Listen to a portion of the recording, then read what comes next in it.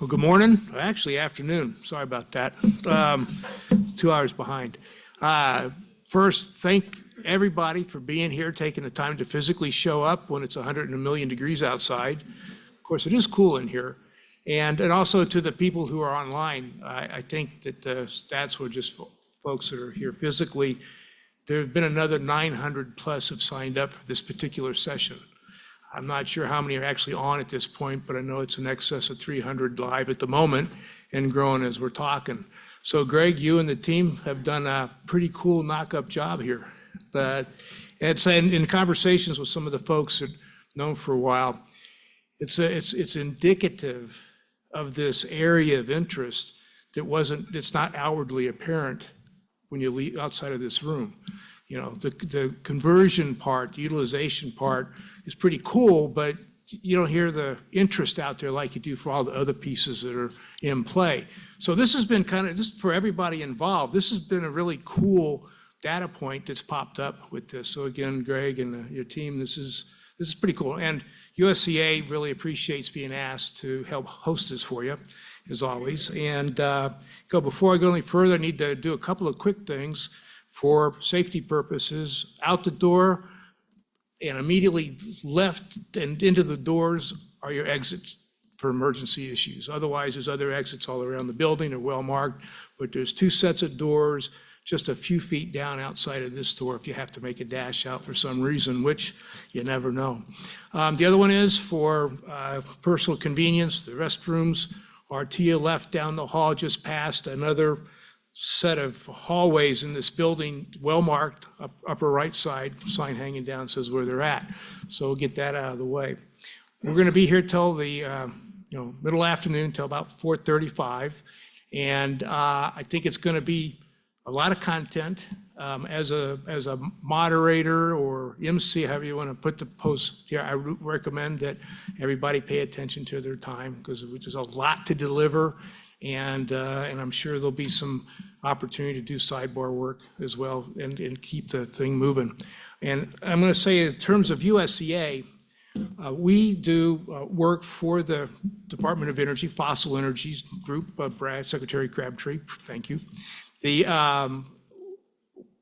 are working with the consensus program, basically to set up and deliver the insights and resources on carbon capture, utilization, and storage. It's in some of these smaller rooms, people are pretty familiar with it. You get outside of that world, and there's still a lot of outreach left to do, and we try to help fulfill that for the office. We also do work for USAID, and also for the U.S. State Department, all in energy-related matters. And we take a lot of pride in the work that we do, and we try to do the extra mile when we can.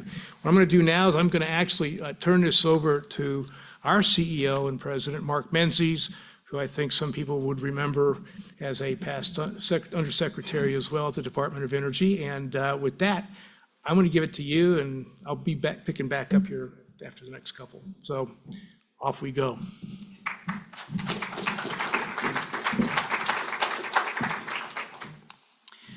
Well, thank you, Mike. It is indeed a pleasure to be here, and I'd like to welcome you all to this life cycle analysis workshop. I know many of us have been waiting for this to actually get our hands on the toolkit and to see it working. But before I get into that, I just wanted to add a little bit to what Mike had said about the United States Energy Association. It's a great name, and believe it or not, we are actually celebrating our 100th year of being in existence. It was created back in 1924 as part of the World Energy Council, which at that time was created to ensure that the world had access to affordable and plentiful and sustainable energy. And that mission continues today. So it's taken different forms, but USCA does continue to play that role. And as Mike mentioned, we're a government contract. We're not for profit. We have government contracts with, of course, the Department of Energy, as Mike said, but also USAID, State Department, and other agencies where we help to carry out the mission of the U.S. government in the developing world, in areas that are trying to establish independent systems from the former Soviet Union, for example. So we're in Eastern Europe. We were in Ukraine when they disconnected their grid from the Russians right before the invasion. So we do a lot of things with the U.S. government. So we're really proud of that history, and we look forward to the next 100 years. We also convene events like this. As a not-for-profit, we're nonpartisan. But we're a convener, we're an educational organization to where we can put together and host events like this where you can get experts in a room and really share ideas. So today, of course, we're going to have this workshop, and it's going to be to provide, the stakeholders an opportunity, to really get there, see what we have been doing in this space on the life cycle analysis.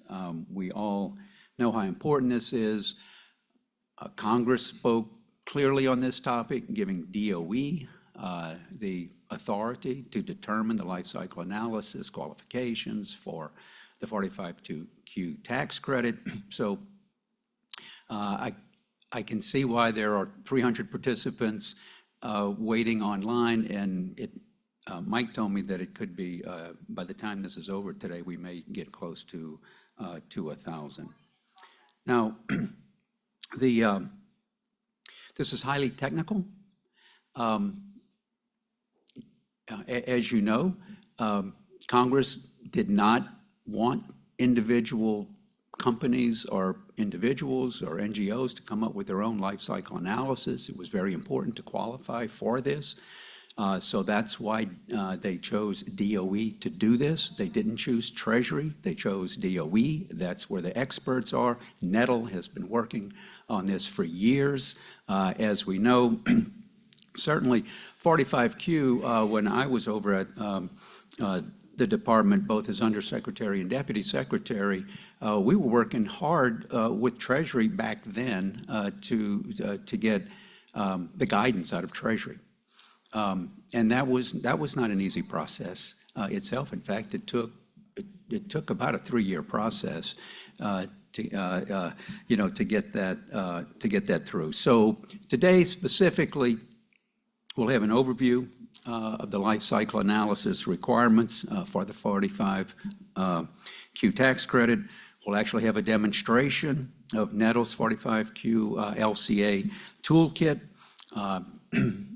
I wish I could stay for that, but I've got to be on a board meeting, so I'm going to miss that. But I'm definitely going to watch this so that I can also figure out how to use the toolkit.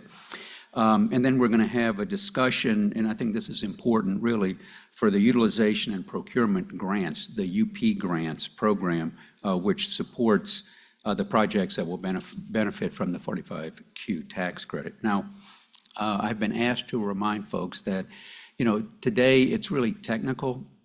We're not really here to have a policy debate. I know you might be inclined to ask me or Assistant Secretary Crabtree some policy questions, but that's not really the role today. It really is now, how is it that we can utilize these toolkits, demonstrate LCA analysis, qualify for the 45Q tax credit, begin to deploy this technology, get it on emission, to lower the emissions, and let's move capital to help develop this technology.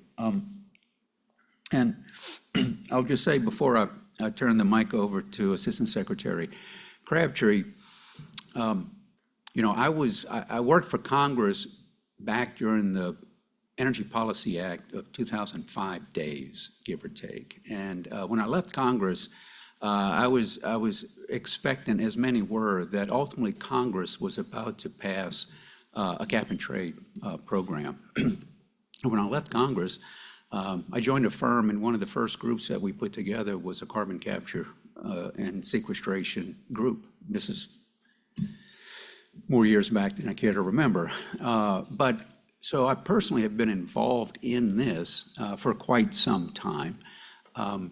But the person who you're going to hear from really has a professional lifetime of experience in a very real way with the carbon capture technologies. And we are so fortunate, I think, to have him at the helm of the fossil Energy and Carbon Management Office.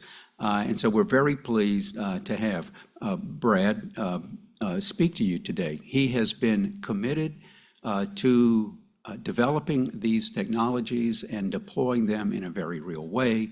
And it's mildly ironic, I think, or coincidental that he and I are just happen to be here at the same time when you can go back and we probably have much of our professional lives, involved in trying to push not only the policy, but to actually implement this technology. And so with that, let me introduce to you the Honorable Brad Crabtree, Assistant Secretary for Fossil Energy and Carbon Management. Brad?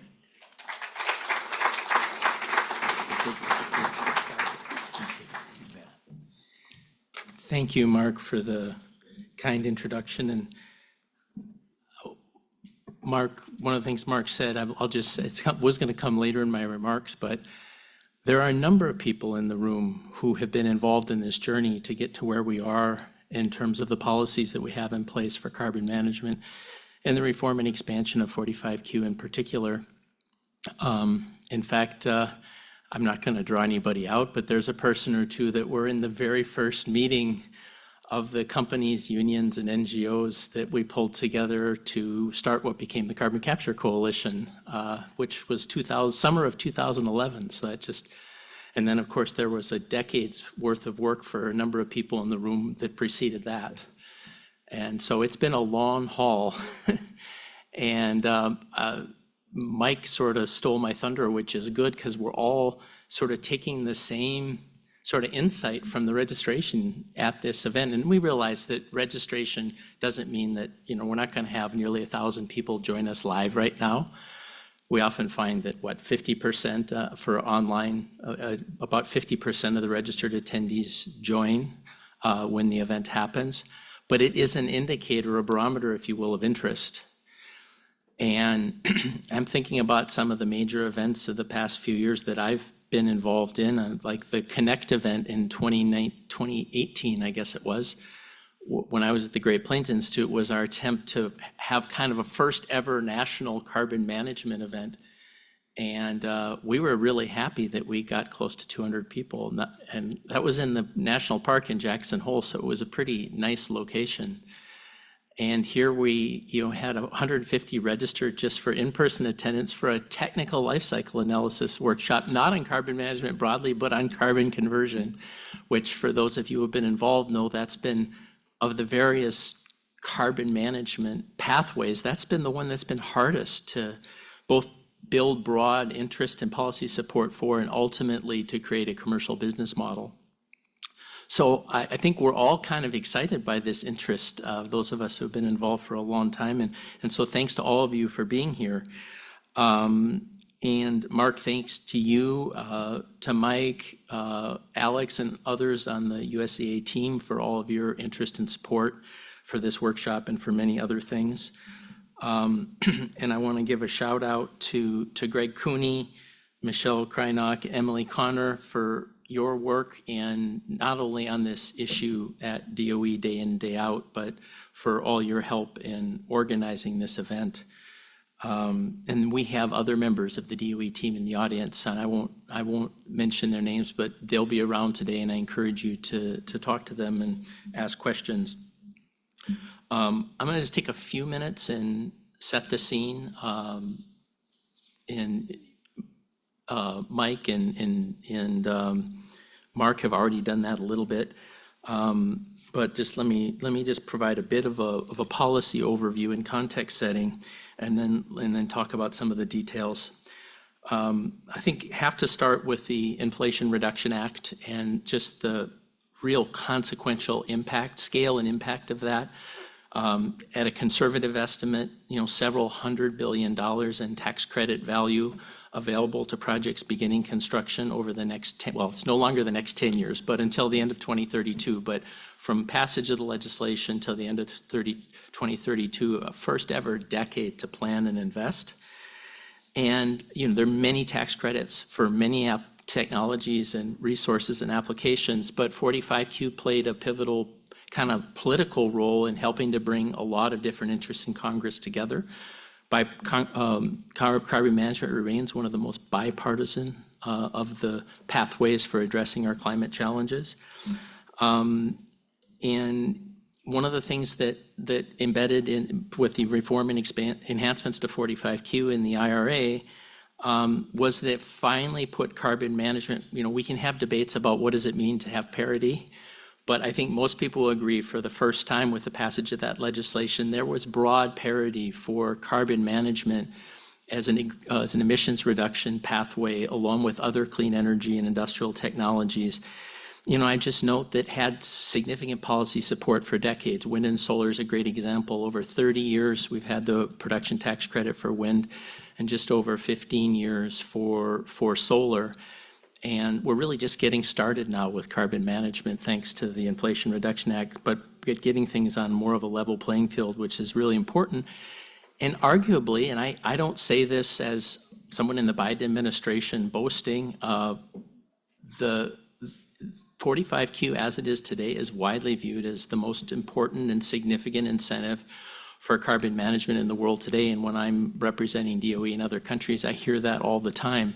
Not every country can emulate a tax credit provision like 45Q, but they look at 45Q as a model for how to bring incentive value to projects. And it's starting to, some of our partner countries around the world are starting to think more creatively about how they incentivize products because of that example. And again, a number of you in the room played a significant role in helping to, over years, to bring that across the finish line, so thank you. Having said all that, those of us who have worked on 45Q for many years and are working on it today also know that it could be improved. And I think there's some level of the interest in this workshop is a recognition that there are challenges. And I think it's important to recognize that there are many companies that are still reluctant to invest in carbon management projects generally and in carbon conversion projects specifically because of the risks and challenges involved to building that business model. And I would just note, maybe stating the obvious for those of you in the room and who are online, but it's important to articulate this. 45Q as it stands today provides a fairly robust business model for geologic storage of captured carbon emissions. Now, there are certain sectors like heavy industry where it's very, very difficult for a project to pencil out with 45Q alone, but for some of the lower cost industries with lower cost capture, we're in the zone already just with 45Q, and we're seeing that in the response in the marketplace with over 200 projects publicly announced. Carbon conversion's quite a bit more challenging in that regard, and that's because both the expectations for a project and the actual incentive value for a carbon conversion project is less than for geologic storage. Some of that is embedded in the legislation and is beyond the scope for those of us at DOE to fundamentally change. But we are committed to doing what we can with the authorities and programs that we have to help improve that business model for the carbon conversion pathway. One thing I would just note in that regard, sort of thinking broadly about the legislation, in this, again, to state the obvious, dedicated geologic storage, storing CO2 in a saline formation or a depleted oil and gas field where the principal economic purpose and motivation is only to store CO2 is valued at $85 a ton, $180 for CO2 stored from direct air capture and dedicated storage. And for carbon conversion, that tracks with the value for enhanced oil recovery, storage through enhanced oil recovery at $60 a ton. I'll just say I feel a certain burden of responsibility there when we worked on that legislation that because of the historic structure of the program, we never thought to put carbon conversion in the same track as dedicated storage at $85 a ton. And of course, the Carbon Capture Parity Act 45Q Parity Act, excuse me, is a legislation that's being considered that would address that. And so that would obviously change the whole conversation that we're having today and supplement some of the things that we're trying to bring to the table at DOE to help. The other thing I would note, it isn't just a quick conversation about tax credits. We also are trying to innovate a lot at the Loan Program Office and to create the kind of build a bridge to bankability for commercial projects, as we often like to talk about. And really trying to change the LPO as a vehicle for incentivizing and financing clean technology, energy and industrial technology projects and infrastructure.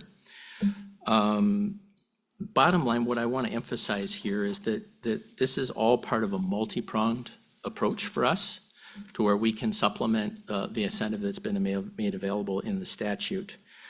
I mentioned the differences in credit values in 45Q, the 10-year window to plan and invest, all of which are vitally important. The one thing I didn't mention, of course, is direct pay. And that is, I do have to call someone out here in the audience, Hunter Johnston. If there's one person that maybe deserves, nobody does this alone, but he was the bee in everybody's bonnet for many years about direct pay and that we could do this. And of course, you know how tax credit policy and politics works. The first time someone floats an idea, it's just such an establishment field. Everybody poo-poos it. No, can't do that for this and that reason. Fiscal score, too complex. Compliance. I mean, there's just a whole host of legitimate reasons why you might not do something. And he kept at it, and he got more and more people involved. And here we now have embedded in the IRA for 45Q and some other tax credits, direct pay, 5 years in 45Q for all projects. And for any tax exempt entity, most notably, you know, things like utilities, you know, public utilities and things like that. The full 12 years to claim the credit can be in the form of direct pay. And that is all still being worked out, of course, in practice. It's a new opportunity, but it's a huge opportunity for financing projects in the real world. So that's just a little bit of the policy context. Of course, on our end, on the DOE end, in the context of this incentive, Mark talked about the role in the legislation for DOE. And there's a requirement that carbon utilization projects seeking 45Q must undergo a life cycle analysis for the IRS to determine whether the project qualifies for the credit. Our Office of Fossil Energy and Carbon Management at DOE, of which the National Energy Technology Lab is actually a part, as our only government-operated lab, NETL is actually part of FECM, so it's an integrated team for us working on this. And we're providing support to the IRS in the form of technical assistance and reviews of submitted life cycle analyses as required by the IRA. And we have been working in close coordination with the IRS to continuously improve these resources based on questions and input from stakeholders, which I know, based on inquiries I've fielded directly, includes some of you in the audience. And I'm sure the team has heard from many others here as well. But also based on the trends that we've seen in life cycle analyses that we've reviewed to date. So as Mark mentioned, NETL has updated the 45Q life cycle guidance toolkit, and we expanded the utilization procurement grants or UP grants. Thank you, Emily, for your tireless work on that. Again, others contributed as well, but you really pushed that and change is coming to that as well. To help better assist applicants in the life cycle analysis review process. And that's, of course, what we're focused on here today. We'll go into more detail during presentations and discussions, but I'll just touch briefly on what our life cycle analysis review process provides across these two platforms. For entities that are currently in operation, the NETL 45Q LCA guidance toolkit provides guidance, templates, and data to assist and support the development of an LCA that is compliant with the 45Q requirements. And the team at NETL has been hard at work expanding the data and resources in the toolkit over the last year to include the following things, and I'm just going to read these to get these correct. Standardized LCA comparisons for carbon oxide capture from ammonia and ethanol facilities. Example LCA reports that are consistent with the NETL guidance. an updated guidance document, including clarifications to address frequently asked questions, transparent checklist used by the NETL team to conduct technical reviews of LCA submissions. For earlier stage technologies that are not yet in operation, we are happy to now be able to provide LCA support through our UP Grants program. That support will include the following: technical assistance, including critical reviews of LCA submissions to ensure that those submissions comply with the Office of Fossil Energy and Carbon Management and NETL guidance for carbon utilization products, preparation for application to the UP Grants program as an approved vendor, feedback on first-of-a-kind and novel technologies and processes for carbon conversion and utilization, and providing feedback on submissions with DOE best practices for lifecycle analysis submissions. We also offer assistance on creating product-specific lifecycle analyses to ensure compliance not only with our guidance, but also for ISO standards. So we offer a lot of assistance for project developers that we hope will be very valuable for you as you develop your life cycle analyses. But I do want to emphasize or note a few things where we're not able to provide technical assistance through the UP Grants program. I think these will be obvious, but I'll just say them. Pre-approval for any program, certification or tax credit, including the 45Q tax credit, or feedback on theoretical manufacturing processes. And our technical team can provide more context on that over the course of the day. At the end of the day, 45Q the expanded 45Q is incentivizing billions of dollars of private investment in carbon management projects. In fact, it may be hundreds of billions. We don't really know yet. I was at an event maybe 6 months ago, and a colleague of ours, Jason Lanklow, many of you know Jason, he's with the state of Illinois, or Louisiana, excuse me. And this was, again, half a year ago. They were already tracking about $80 to $85 billion worth of carbon management projects in Louisiana alone. Again, largely in response to the incentive opportunity of 45Q coupled with some of the infrastructure bill investments. So that's really, really exciting. That said, there is a big difference between projects being incentivized on the geologic storage side of the equation, whether dedicated storage or through EOR, and for carbon conversion projects. And so that's part of what we're trying to do here at the workshop, is to share with you the steps we're taking to help on that front, recognizing that there's would be ultimately action in Congress that will be necessary to create that ultimately more level playing field across the different pathways. So we'll conclude by super excited again to see the level of interest and support. I've had a particular passion for carbon conversion for a long time. I've always felt in my gut that not only is it an important pathway in its own right, both for emissions reductions, but also just economically for creating entirely new industries, also for environmental sustainability, the community benefits in terms of reduced pollution in many instances. There's just lots of great things.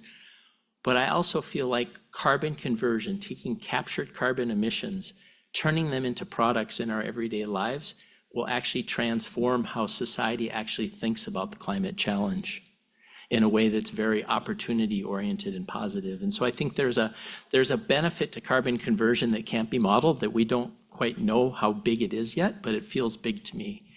And so it's really great to see this interest coalescing, that we're just in the room here and online as one small but important indicator of the growing focus on carbon conversion in particular. So with that, I'm going to stop because we really need to get to the substance, because all of you are interested in developing, investing in projects, and maybe regulating them and a whole range of other things, and that's what today's all about. Thank you.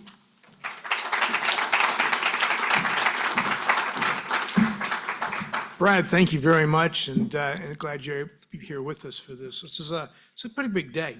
I'm going to bring Greg Cooney up here, and he's the acting division manager for policy analysis, and I'm going to say you're pretty much instrumental in putting all this together and making it happen.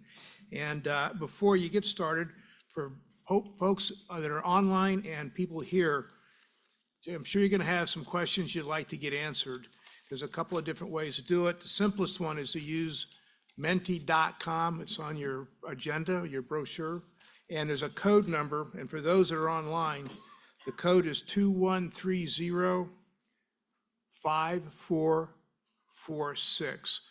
And any of your questions that you'd like to put to the group as the day goes on, please come through that process, and may not be able to get to all of them today, judging by the participation, but certainly they're going to work very hard to address all of them. So with that, Greg, it's yours. Thanks, everyone. Yeah, my name is Greg Cooney, and I'm just going to sort of set the tone a bit for what we're going to get into specifically today. So, one thing I want to be sort of clear about is what the DOE's role is in the process, the 45Q LCA review process. So ultimately, what we do is provide this technical support to IRS in the form of reviews of submitted LCAs, and we consult with them on guidance based on the LCA requirements for the carbon oxide utilization projects. We do not, it's probably fairly obvious, we do not as DOE make final eligibility determination for 45Q credits. That resides in the IRS entirely. And yeah, I think several others alluded to this already, but really what we're looking to do with this workshop is close the gaps that we see out there. So we've been supporting the IRS in these efforts for several years, and we picked up on some trends, and as Brad alluded, that we've been working and sort of we were trying to be responsive to what we're seeing and develop additional tools and data to really try to streamline the process going forward.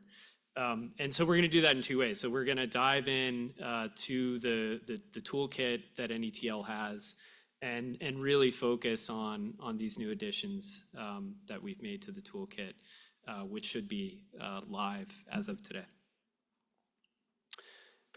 So for those in the room, you have the agenda. Those online, this is your chance to maybe take a screen grab so you can reference it. What we're going to do is we're going to have an overview of the NETL toolkit. Michelle Kreinock will walk us through that next. We'll take a little bit of a break, and then Michelle will come back and sort of walk through an example. So how you sort of do this from the start, going out and leveraging the resources all the way to running the LCA and developing the report that you ultimately submit to DOE and the IRS. And then after that, Emily Connor will come up and talk about the utilization procurement grants program and sort of the expansion of that program that is relevant to technologies that may not be at the point where they can submit LCAs for 45Q, but sort of looking to get some feedback and some sort of ground truthing on their LCA result.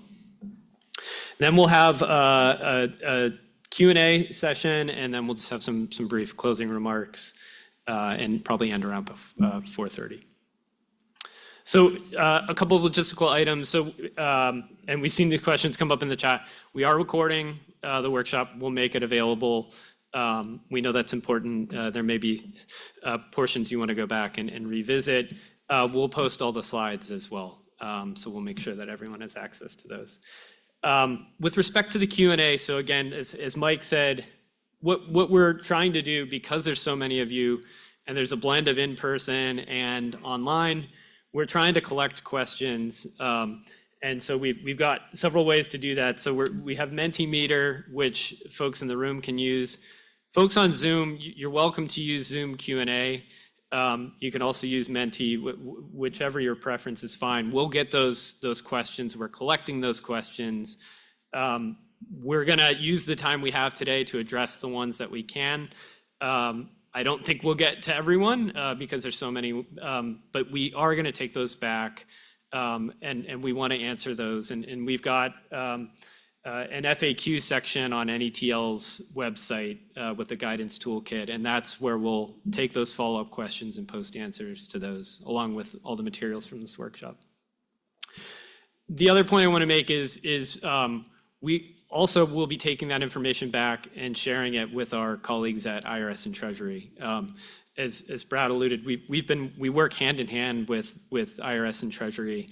And it's important for us to sort of share what we're hearing from stakeholders. I know sometimes you're sort of corresponding with them directly as well, but yeah, we want to take that information back to them and share what we're learning as part of this discussion. And so just to sort of frame things, again, I think we've hit these points. There are some things we can talk about and there are things we can't talk about. And these are really based on what our role in the process is. We're going to dive deep into the technical details. You will, hopefully become, an LCA amateur expert by the end of today. We're going to talk about what we've learned, right? What we've seen in the reviews that we've conducted in support of IRS to this point, and really how that has motivated us to develop these new enhancements to the toolkit, and then the new routes to get some feedback on pre-commercial LCAs through our upgrants program. What we can't talk about today, so we can't talk about policy-related matters. We can't talk about application-specific items. We as DOE do not make eligibility determinations. There are many factors outside of just the LCA requirement that factor into the eligibility of a project to qualify for the credit, and those are outside of our purview. And we can't share any taxpayer information. So things like number of applications, sectors, concurrences, those are things that unfortunately we are not able to share as part of our role in the process. But we can dive deep into LCA, and that's what we're going to do. There's contact information. This is on the paper agenda for those of you in the room. I'll post this again later at the closing for those online. So we have an email for the upgrants program, an email for 45Q LCA. Those are both for DOE. And then there's the IRS contact information for 45Q as well. And so that's it for me. We're gonna dive straight in with Michelle Krynock from the National Energy Technology Lab. So, thank you.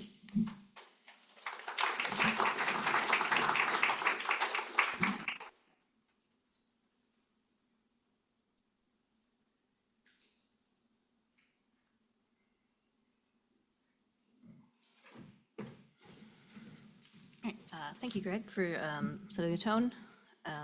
I'm going to share from Zoom so that I can bounce around between presentation and demo.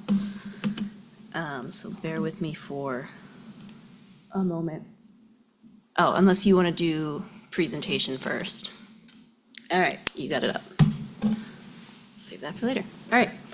My name is Michelle Krynock. I'm a lifecycle analyst at NETL. I've been involved in the 45Q LCA saga for a while now, and have helped develop all of these tools we're working on. I also have in the room members of my team, James Clark and Ashley Cutshaw, who have been really involved in the reviews themselves as well as these particular tools. So glad to have them and want to recognize the good work that they've been doing. Again, we're going to try to get really technical and do a little actual training. So by the end of this first session, we're going to briefly touch on what is LCA. Hopefully there's a background knowledge already. And then we're going to talk about the parts of the LCA development process that's typical to any LCA. And then we'll get into the 45Q LCA toolkit, and how that relates to the development process. So how each piece of each tool in the toolkit can help you develop it. And then we'll talk about like documentation requirements, and then these newer tools and additional resources, and then just summarize some common pitfalls, which I'll be talking about sort of throughout. Just some regulatory background. We're gonna call section CFR 1.45Q-4 the utilization part. We're gonna just call it 45Q. It requires an LCA to be performed to document the amount of qualified carbon oxide for the tax credit. We've gone over the NETL toolkit has been pointed to within the final ruling for taxpayers to use when submitting 45Q LCAs. and already touched on, we're talking non-EOR utilization cases. We're just talking about that section 4. Just to have it for everyone in the room. When we're talking about utilization, we are talking about the fixation of qualified carbon oxide through photosynthesis, chemosynthesis, chemical conversion, but also qualified carbon oxide for any purpose for which a market exists. So those are the boundaries of our potential LCAs that come in, and those are what the guidance and tools are geared towards. And then, yeah, to clarify, when we're talking about amount utilized, we are talking about the life cycle analysis, greenhouse gas emissions that were captured and permanently isolated from the atmosphere, or displaced from being emitted into the atmosphere through a utilization process. And then the carbon oxide utilized cannot exceed the amount measured at the source of capture. So we'll translate into math later. All right, and then just so we are all on the same page, when we talk about what is LCA, in general, it's a technique that helps people make better environmental decisions. And it uses life cycle thinking from raw material extraction all the way to end of life to inform decision making. As such, the ISO documents that were pointed to in the regs, 14044 and 14040, those are very broad and meant to cover a whole host of types of LCAs, purposes of LCAs, any industry.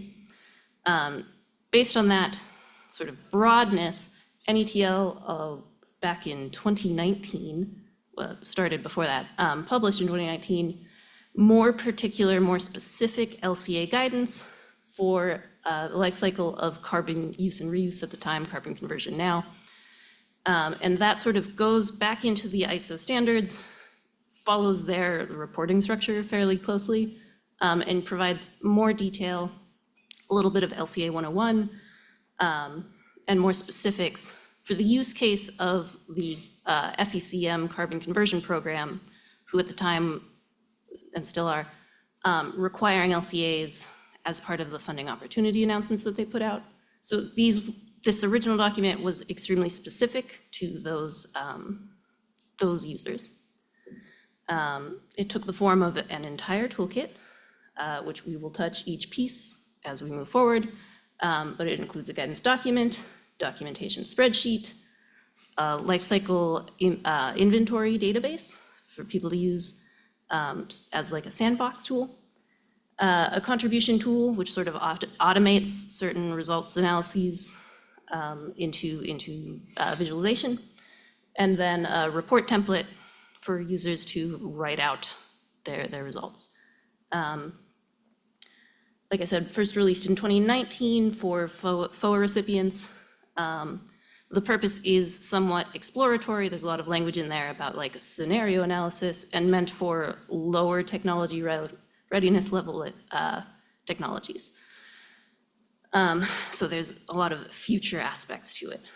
When the 45Q sort of guidance came out, we decided to make sort of an addendum toolkit for users that gets more specific, updates things to higher technology readiness levels for people who are already commercially available, commercially operational, sorry. And then, yeah, went through the regs. They require a specific impact method, which we had not been using in our normal work.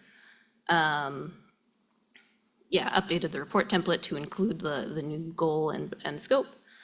And worked with DOE headquarters and the IRS to ensure it all sort of came together, made sense as a package, and fit the need that the IRS needed for us. The two guidance toolkits are closely related and share a lot of documentation. The things highlighted in green are an identical document. So if you've already used the CO2U toolkit, you've got a head start. The UpGrants toolkit similarly will link to very similar tools. And then the guidance in the top left is half and half, because the actual guidance document from the original CO2U toolkit stands the same. The addendum is meant to be read in addition to that. So I think that's possibly something that has been causing some pitfalls, is people not recognizing that things in the guidance the CO2U document that are untouched by the 45Q addendum do still stand as requirements. And we'll go through the actual guidance in the demo portion. And then just as a summary, and because these slides will be out for future use, I do have a methods comparison between CO2U, 45Q, and upgrants. So this slide covers more administrative things. So where the program originated, who is actually submitting the LCA. Also differences, the CO2U base guidance is all about carbon dioxide. Both the 45Q and upgrants use cases require carbon oxide, so carbon dioxide or carbon monoxide count as utilization. And then, yeah, we sort of expect there to be these applicants to be further along towards commercialization. Yeah, and then review scope for CO2U and upgrants, we provide critical and conformance review, so we take a look at the math necessarily and check its conformance against ISO standards and the NETL guidance. For 45Q, you can get a third party to perform the critical review. We provide that as a service if you do not. And so you can submit, and we'll do just a conformance review. Although if we do see some very fishy things, we'll probably ask for more information to perform a critical review to make sure that the math actually holds up. And then, yeah, as far as approval goes, in the normal CO2U guidance world, we'll work together with PIs. They already have the funds and are just providing information to us. For 45Q and upgrants, NETL just provides the guidance, the technical review to others, IRS in the case of 45Q and headquarters in the case of upgrants. So we'll just submit, this is what we think of it, here are things that could be improved. And they do what they will with them. The methods comparison, again, this is mostly so that you have the slides with you. They're fairly similar. It's a little early to get this far into the weeds, but one of the main differences are the temporal scope. So in the case of 45Q, you want that to be the tax year relevant to the application. Upgrants, the most recent calendar year. And then downstream system boundary is another big difference technically. Again, this is a little in the weeds, but for the CO2U program, we are encouraging full life cycles. We're looking at scenario analysis. We want to learn as much as possible about the system. For 45Q and upgrants, in order to sort of minimize the uncertainty in the downstream life cycle sections, we actually encourage or prefer truncating the system boundary before you get to end use. So as soon as you are able to make a valid comparison to another product, we ask you to cut it off there. And then, sorry, another big one. Sensitivity and uncertainty analysis are both required for CO2U, encouraged for upgrants, but sensitivity only is required for 45Q and upgrants. And then here are helpful links, the correct emails to ask for help. These slides will be up online for you to click on them.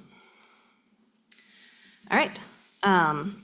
So like I said, we want to go over the LCA development process and where 45Q fits into that. Sorry, the 45Q guidance toolkit fits into that. And so this is recreated from the ISO standards.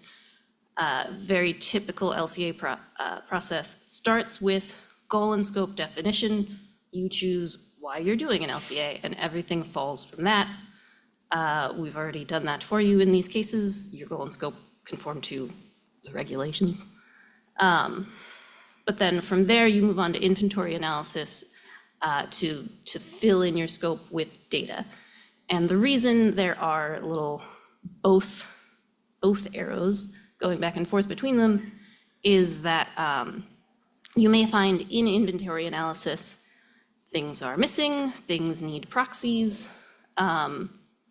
As things develop, you may need to adjust your scope to be able to make a more suitable life cycle.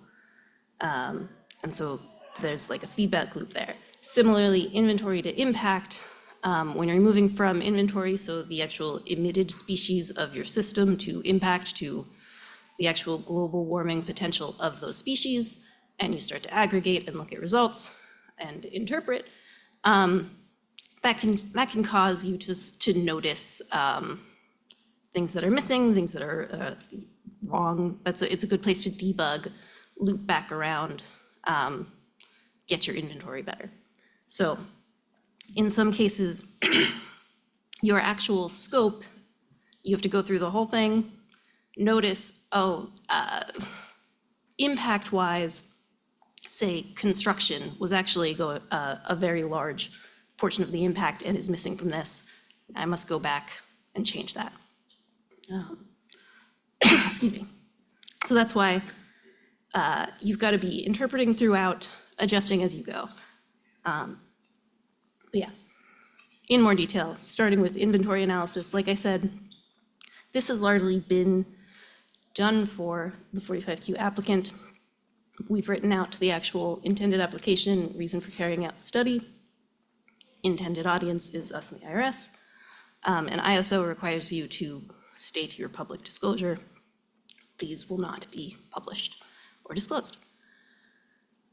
So that you can copy paste into your reports.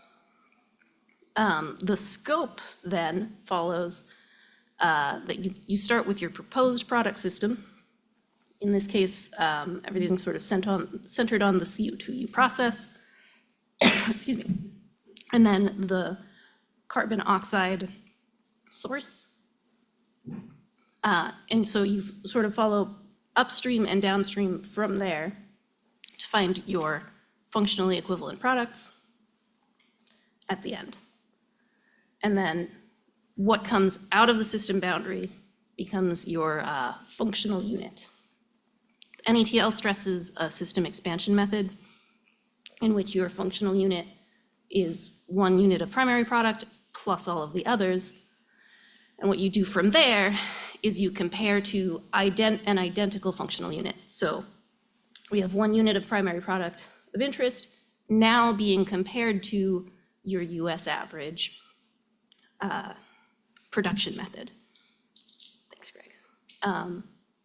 Your co-product A, similarly, you find your US average production. Thank you so much. Forgot it down there. And then we similarly expand the system for the source, co-product of your carbon source. All right. So after you've constructed those functional equivalent systems, you compare them. So that's the system expansion method that's stressed throughout all of our guidance documents here. And the way to get there, the way that you need to choose your technologies, we have this handy hierarchy. For each of those primary product, co-product, et cetera, you need to choose the actual comparison system. Within 45Q, what you're comparing to is the US average GHG technology, and that's inclusive of the existing carbon capture rate of that industry. So assuming you are able to get data for that, that's what you compare to. If there isn't existing data, we ask that you find it. So that's why the second one is still US average GHG technology.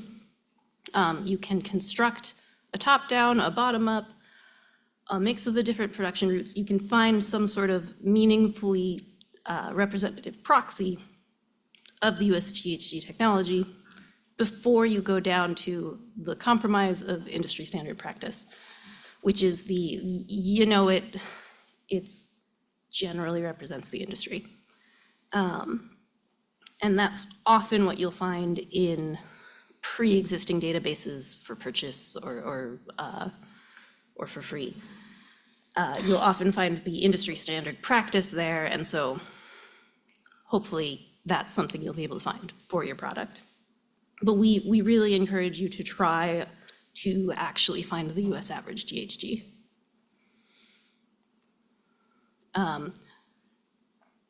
As we've seen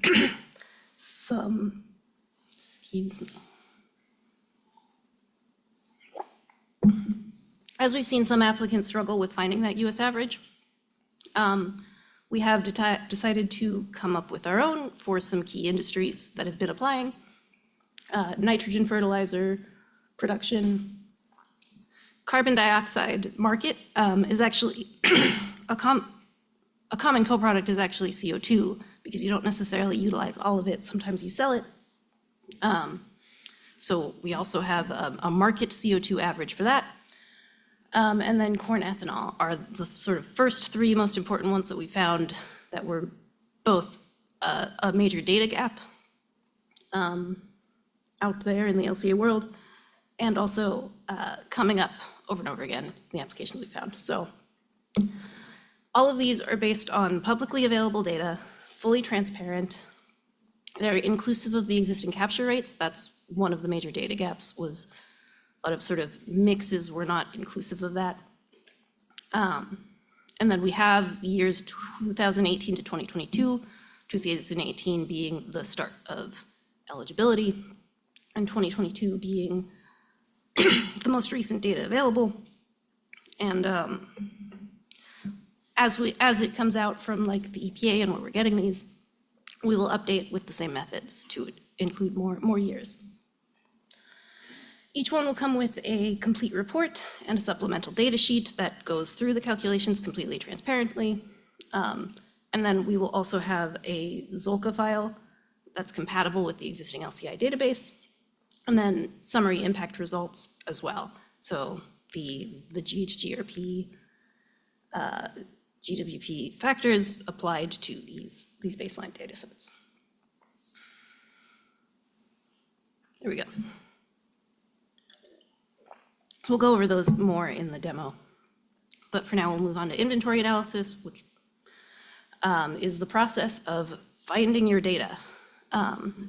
So the unit process is essentially the building block. So apologies for the little square, but just so we're all on the same page here, your life cycle is broken down into unit processes. And in life cycle language, that means like the boundary of a facility or production type. So this example produces 1 ton of coal, sets the boundary around the mine, and calculates the emissions and inputs normalized to that ton of coal. And then you take those, connect the whole series together to create your life cycle inventory. So those are available online in places, but also more frequently, the fully connected processes can be sort of summarized as well. But at least for the processes within your control, in your proposed product system, you will need to develop these.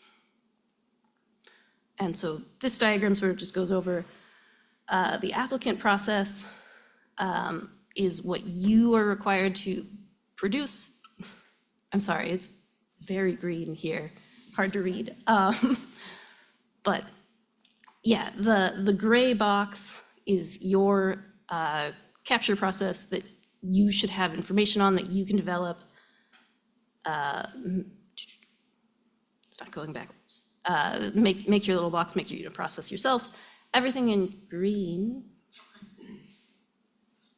Okay. everything in green, you can use NETL existing data or find a third-party data set to fill in the entire life cycle. So sort of spread out from your process downstream and upstream using whatever data you're able to find.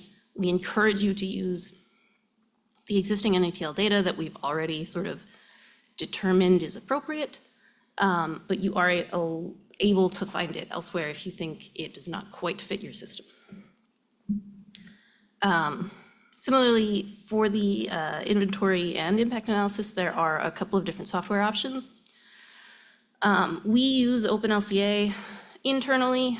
That's what a lot of our tools are focused on that. It's free, open source software developed by Green Delta, a German nonprofit. This is old. Version 2.0 was released with many feature improvements as well. That's what we're on now. You can also alternatively use a spreadsheet model that you create yourself. You may have to build it from scratch or start in an existing one and build from there, but it's very flexible. And then there are other third-party LCA softwares that you can use that are frequently include the data management with the calculations themselves, may include their own databases, et cetera. The reason I point this out is because there are different documentation requirements depending on how you do it. So in OpenLCA software, because the data management and the metadata are all included and we then have access to all of it, you can just submit to the database as a whole. We require the contribution tool, the results analysis, a certain way to be submitted as well with it. That's an Excel-based tool. And then the report template that summarizes all three. That's all you need if you're using OpenLCA. If you're using a spreadsheet model, we do require the model itself to be submitted, any supporting material that went into its creation. And then because they can be very unique, set up the way you like it, for our ease of review, we require a documentation spreadsheet where you take information from within your model, pull it into a certain format so we are able to understand it better. If you're using other software, you can submit the database file. We internally have copies of SEMA Pro and Gabby to be able to open that. If it's something else, just give us a heads up so we can prepare. So you can submit the entire database and we can look through it the same way we do with OpenLCA. Or you can use the documentation spreadsheet if you prefer not to submit the whole database. And then, yeah, all of them require the same LCA report format. And that, again, is partly to help you. We have those tools in a certain way so that you can understand it better, but also to help our review go a little faster, a little bit easier, a little more consistently. And then finally, we're going to get into impact assessment. 45Q requires a global warming potential derived from Table A1 of 40 CFR Part 98, Subpart A. So you can go and find that and use it in whatever spreadsheet format you're finding it. We did translate that into an impact category within OpenLCA for you by matching cask numbers and pulling it into the OpenLCA reference flow format. So that is included in our LCI database. If you're using that, you don't have to go through that. But if you are not, do be sure. It's very common to find results in IPCC AR5 or 6 now we're up to. And if you find summarized results that are not using this very particular impact category, it's not allowable. This is in the regs, it's not up to us. So make sure you do pay attention to that and use that very particular thing. Then once you have aggregated by the correct GWP type, the actual final result calculation that we're looking for is this LC 45Q DF. So that's the life cycle 45Q displacement factor. where you take your final results for your proposed product system, subtract the comparison product system, and then normalize to your carbon oxide captured and utilized. And so what that gets, and multiply by -1. So if your proposed product system total GWP is greater than your comparison product system GWP, that's a bad thing. You're emitting more than what you're being compared to. So you divide by -1, that's not a tax credit. If you're emitting less and multiply by -1, then the greater DF is the better DF, basically. And so the tons carbon oxide captured and utilized will get multiplied to calculate your actual tax credit value in the end. So that's why it has to be normalized that way. Yeah, and then the reason we have this written out 2 ways is just to make sure if you're consistently scaling the GWPs using the right functional unit, either annual or whatever, they have to be consistent. So that's sort of the final result that we're actually checking. Everything we review is derived from there. We're completely honed into what are material changes to this DF. So if we find something in the text that's wrong, but it doesn't change the math here, we generally won't comment on it. So this is the final result where everything has to sort of come together. We also appreciate results visualization to help us understand the system better. It really helps with our review. It should help the applicant understand their system better as well, understanding where their emissions are coming from in the life cycle. And this is taken care of. No, it's not the right slide. The contribution tree tool will produce those results for you automatically. But yeah, we appreciate those visualizations as well. Another key part of our review, something very helpful to us, is the sensitivity analysis. This is why we require it. This is where you take your model parameters, adjust them by 1 increment, as long as they're the same increment, and find the results. And this tornado graph is a common way of displaying that. That helps us understand when we're getting into the review right away. Well, this is clearly an important thing for us to check the accuracy of. And as you get further down, it becomes less important. So we require that. We also appreciate a break even for the especially sensitive parameters that will tell us at what point the DF changes to 1% by like our completeness requirements. This was the slide I was thinking of. To help with results analysis, we have this contribution tree tool. It's Excel-based. It holds a macro that will take your open LCA results and calculate them, the contributions, and then graph them. And then, yeah, we're getting towards the end here. Results reporting, we also have this helpful report template. Things that, like I already said, you can copy paste that text. They're in there in the appropriate section if you follow the instructions within the report template, as well as mostly repeating in section 6 of the CO2 guidance document. What comes out is an ISO compliant LCA report. So the ISO original documents are very particular about what information is required in a report. We sort of go through that whole thing and put it into standard language. So don't, yeah, as long as you fill out every section in that template, you get a good report. And then our latest tool, our review checklist. This is a standalone document.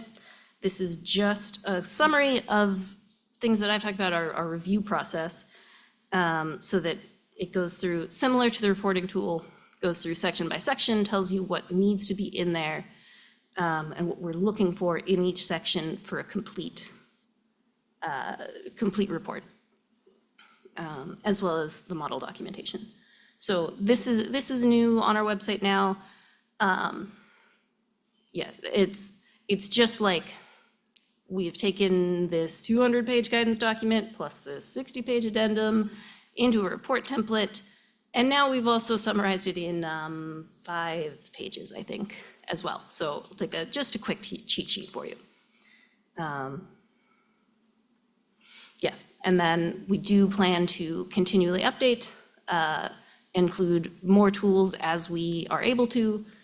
And then just to make sure everything's organized, we'll require sort of at end of calendar year, whatever is out is required for the next calendar year submissions, unrelated to tax year.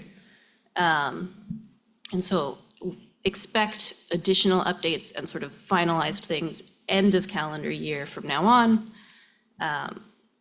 We'll sort of compile everything into the version 2, version 2.1, version 3, et cetera, moving forward. And we have a change log on the website so you can keep track what you missed since last time you visited the website. And this is actually the final thing for this section. Just to summarize things that we've seen so far, things that are covered in the review checklist. We really need US average or attempts at US average GHG emissions to be the comparison case. What we've seen so far is a lot of take your system and just compare it to yourself without the carbon capture, and that's not a US average in certain industries that have been applying. And so that needs to be included as part of the comparison. We've also seen some insufficient documentation that makes it hard. We'll reach out if possible, and if it's minor, to check for clarification at times, but in general, we do have to sort of submit the full report to the IRS and get the whole process started again if something major is missing. So definitely, read through the documentation checklist and make sure it's all there, so that we can do what we need to do. And then, another common pitfall would be using sort of pre-existing data that sort of maybe has the title, this unit process says it is this thing, you just use it, but if you look at the documentation, it's actually, there are certain assumptions made that become actually major in this context. So other LCAs may be able to hand wave certain assumptions for their purposes, and when you try to repurpose them for this, it can cause issues, it can become a major aspect of the LCA. And similarly, sometimes people will submit things that don't have documentation for us to be able to understand what it actually is. So just make sure that you've read it and we are able to read it to be able to do the review. And then the inconsistent or inappropriate co-product management techniques. We just went over the system expansion technique. That's, again, really well stressed in the guidance document. Using other things has to be handled very delicately. And if it's possible to do system expansion, you should do system expansion.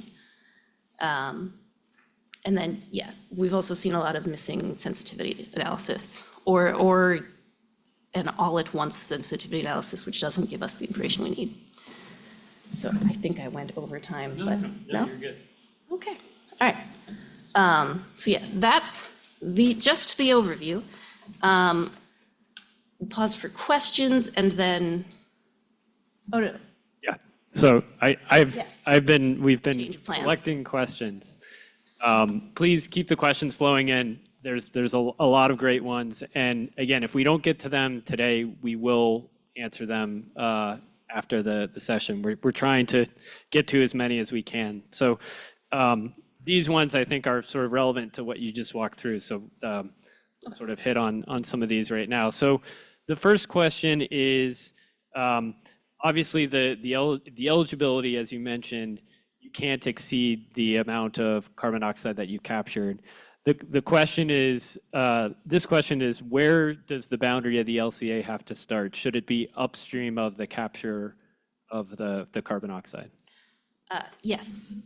System boundary, so when I say you start with your process and follow upstream and downstream, that, you go all the way upstream that you can. And that is inclusive of your carbon capture source. All right, the next one is, When will the updated 45Q addendum be released?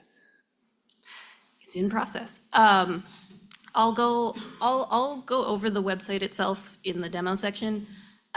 So some of the pieces are essentially online right now, but we have to sort of collect them and put them on the website. So hopefully later this week, by the end, yeah, they're going through the library process right now. Next question. You hit on this with reference to the global warming potential values. There's a question that, in other NETL analyses, different GWPs are used. Can we clarify what is required here and why are we using what we're pointing to in the guidance? Sure.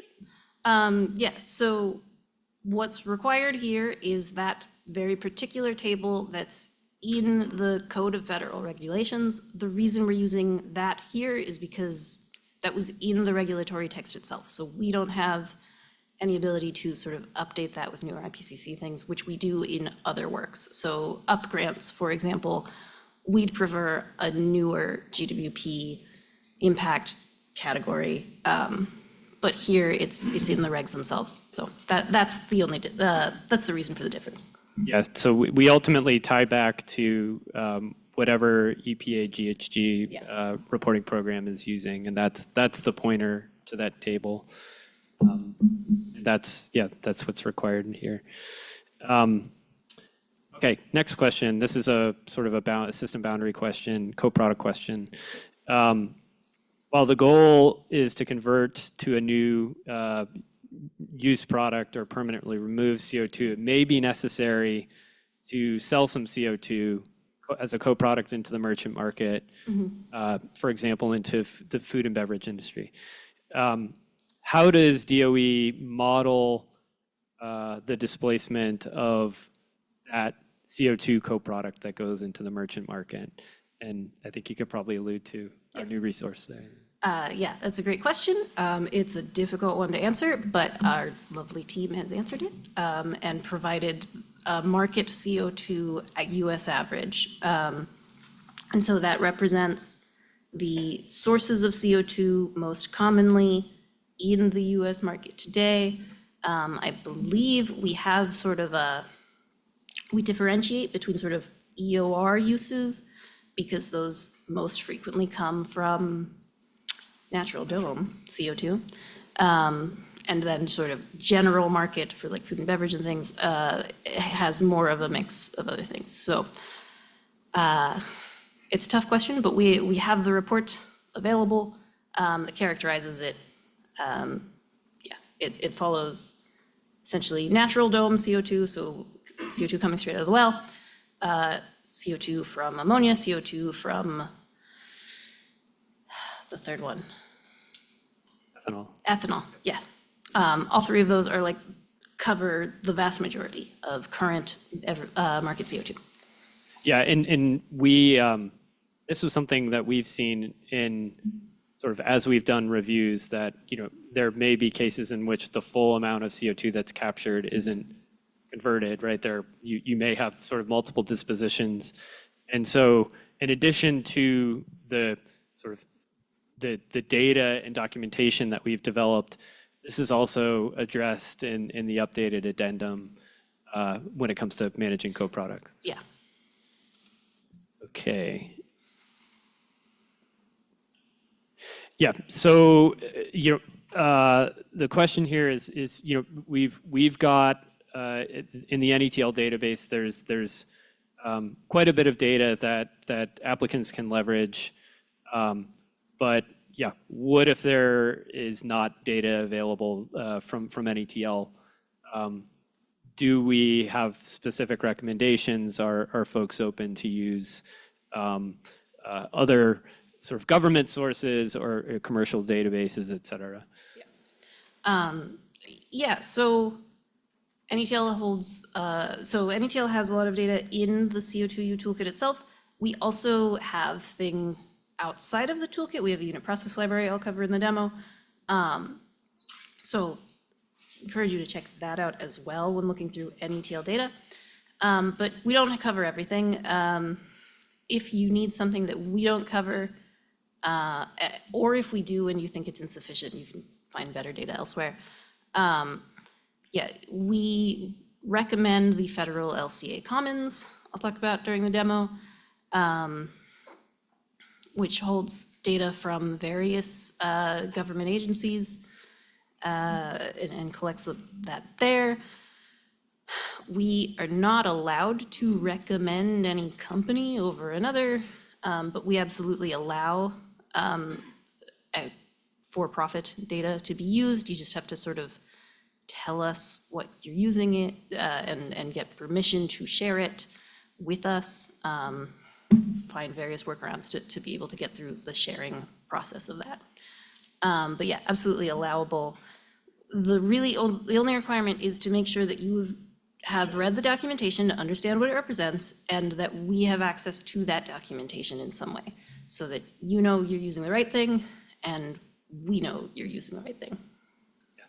Yeah, and I think what we've seen too is sometimes from commercial databases, you either may be looking at sort of a mix of technologies making a product versus a single technology making a product. And it's important to differentiate, right, if you intend one but not the other, just to make sure that you're using the correct representation. Yeah. Okay, next question, again on data. Does NETL have a preferred source for background data sets for electricity? We generally prefer our own. So the NETL and the US EPA have a joint project called the US ELCI, Electricity Lifecycle Inventory, that's available in Excel format. It will be available in our next CO2U document toolkit. Also available on GitHub as Python code. So you can just sort of update it various ways. And that gets you very detailed electrical information down to the balancing authority level. So there are like 244 balancing authorities in the continental US. You can get really, really granular with it and very specific so you can find your actual electricity baseline. So that's what we recommend, and we've made it available in a lot of different ways. But other than that, if for some reason there's something else you want to use, eGrid is fine. Okay, thanks. As long as it's geographically and temporally appropriate. All of which is spelled out in the guidance. Yes. Okay, next one. Can you confirm if the LCA boundary can end at the point of production for a fuel or a product if the downstream emissions and end use are the same between the proposed and comparison product systems? Yeah. Simple answer is yes. Because of the calculation that we're looking at, the displacement factor, so long as the fuels are identical at that point, the end use will be identical as well. So when you subtract an absolute value from that absolute value, it doesn't matter. Understandably, it is important for understanding the general impacts of carbon conversion as a whole, and in our CO2U guidance for more exploratory information, absolutely should be taking things downstream, but it mathematically doesn't affect these results. Okay. Okay. Related to common pitfalls, there seems to be great risk of rejection for so-called exotic CCUS processes not captured by the toolkit. Does NETL accept pre-submittal communication? And I can start if you want. Yeah. So I think the starting point, and Emily's going to present on this in a bit.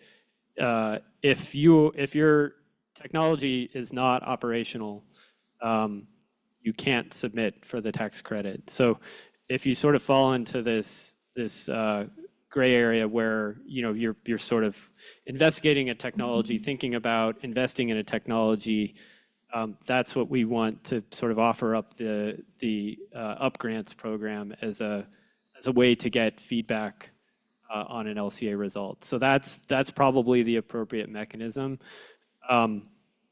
one thing, again, like we can't tell you if something is eligible or not. That's really the purview of IRS. So we often get questions about, if I do this pathway, is it eligible?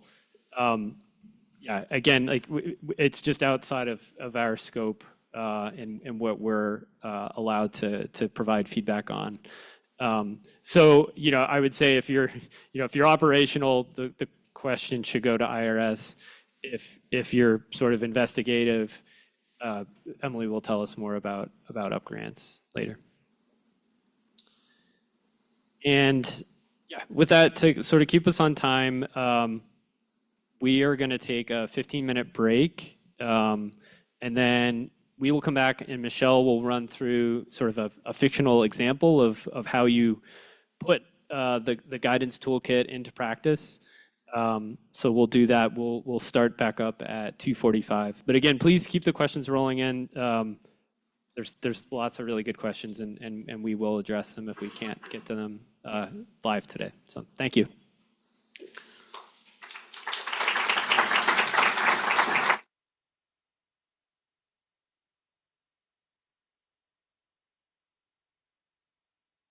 Apply the toolkit to sort of a fictional LCA. So, Michelle. Thank you. And I was going to take 2 trips to get my water. Sorry.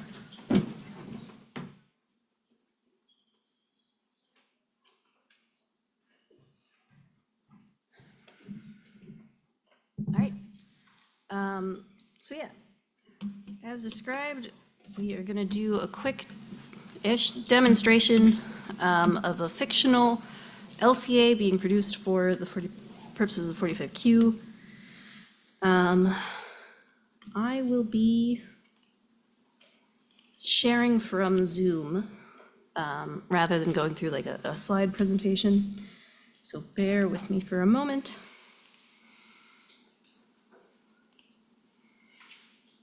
All right. Okay. So yeah, I'm going to just sort of go over a completely fictional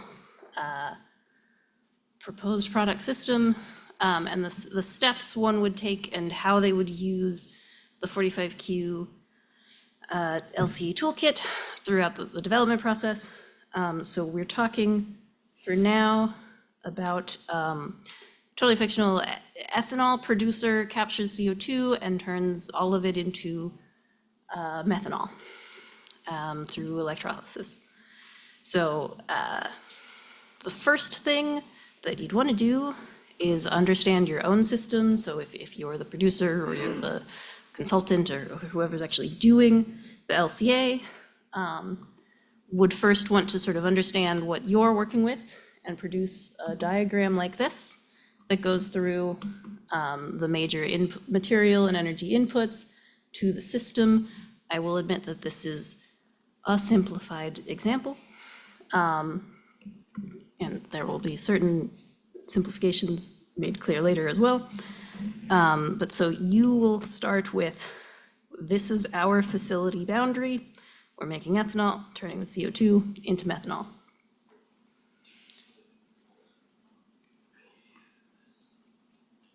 It's easier to just leave it this way. I'll be bouncing between things. So yeah, our facility boundary, the thing that we understand most detailed is ethanol to methanol. We know leaving that boundary are these co-products in a known quantity. So that becomes our functional unit. The next thing we want to do is probably brush up on LCA, have some background on it, and go to the, I didn't foresee this, the Zoom controls are covering, I'll just look at, Zoom controls are covering the tabs. Give me a second. Gonna just have to do that. Okay, so go to The website pointed out in the IRS final ruling, this is netl.doe.gov/LCA/CO2U, and explore the tools available there.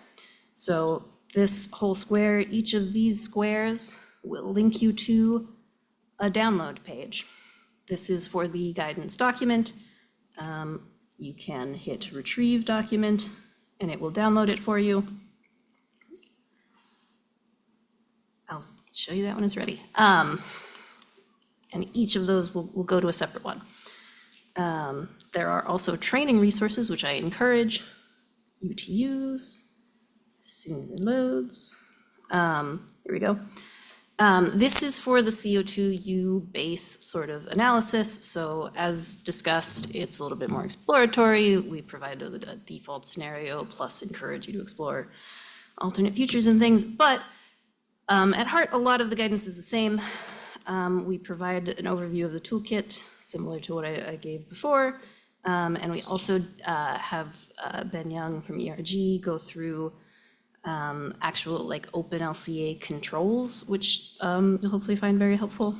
So we've got this whole video series you can watch. And yeah, sort of go through each of these pieces. I'll get a little more into detail as we go on. You can also, for simplicity's sake, just hit download fill toolkit, and that'll give you a zip file that has everything, rather than going through each of those boxes. This center box is actually a link to our LCA homepage, which provides more information about NETL's long history of other related LCAs, the data there. Our unit process library is not a link, but I'll show you anyway. So just sort of background information to understand our typical methods, any other tools that might come in handy. And then we can go to the 45Q addendum. Like I showed in the slide with the highlights, similar setup. This box is new. This provides the addendum itself that you will also want to read in addition to the CO2 guidance document. So that you know all of the rules that we're dealing with. And I'm sorry, my laptop just sort of slowly moves down the podium as I talk. Yeah, so you want to read through the guidance document, check out a lot of the tools are similar, but a new report template with that more specific regulatory purpose language, et cetera. Same sort of version history stuff here.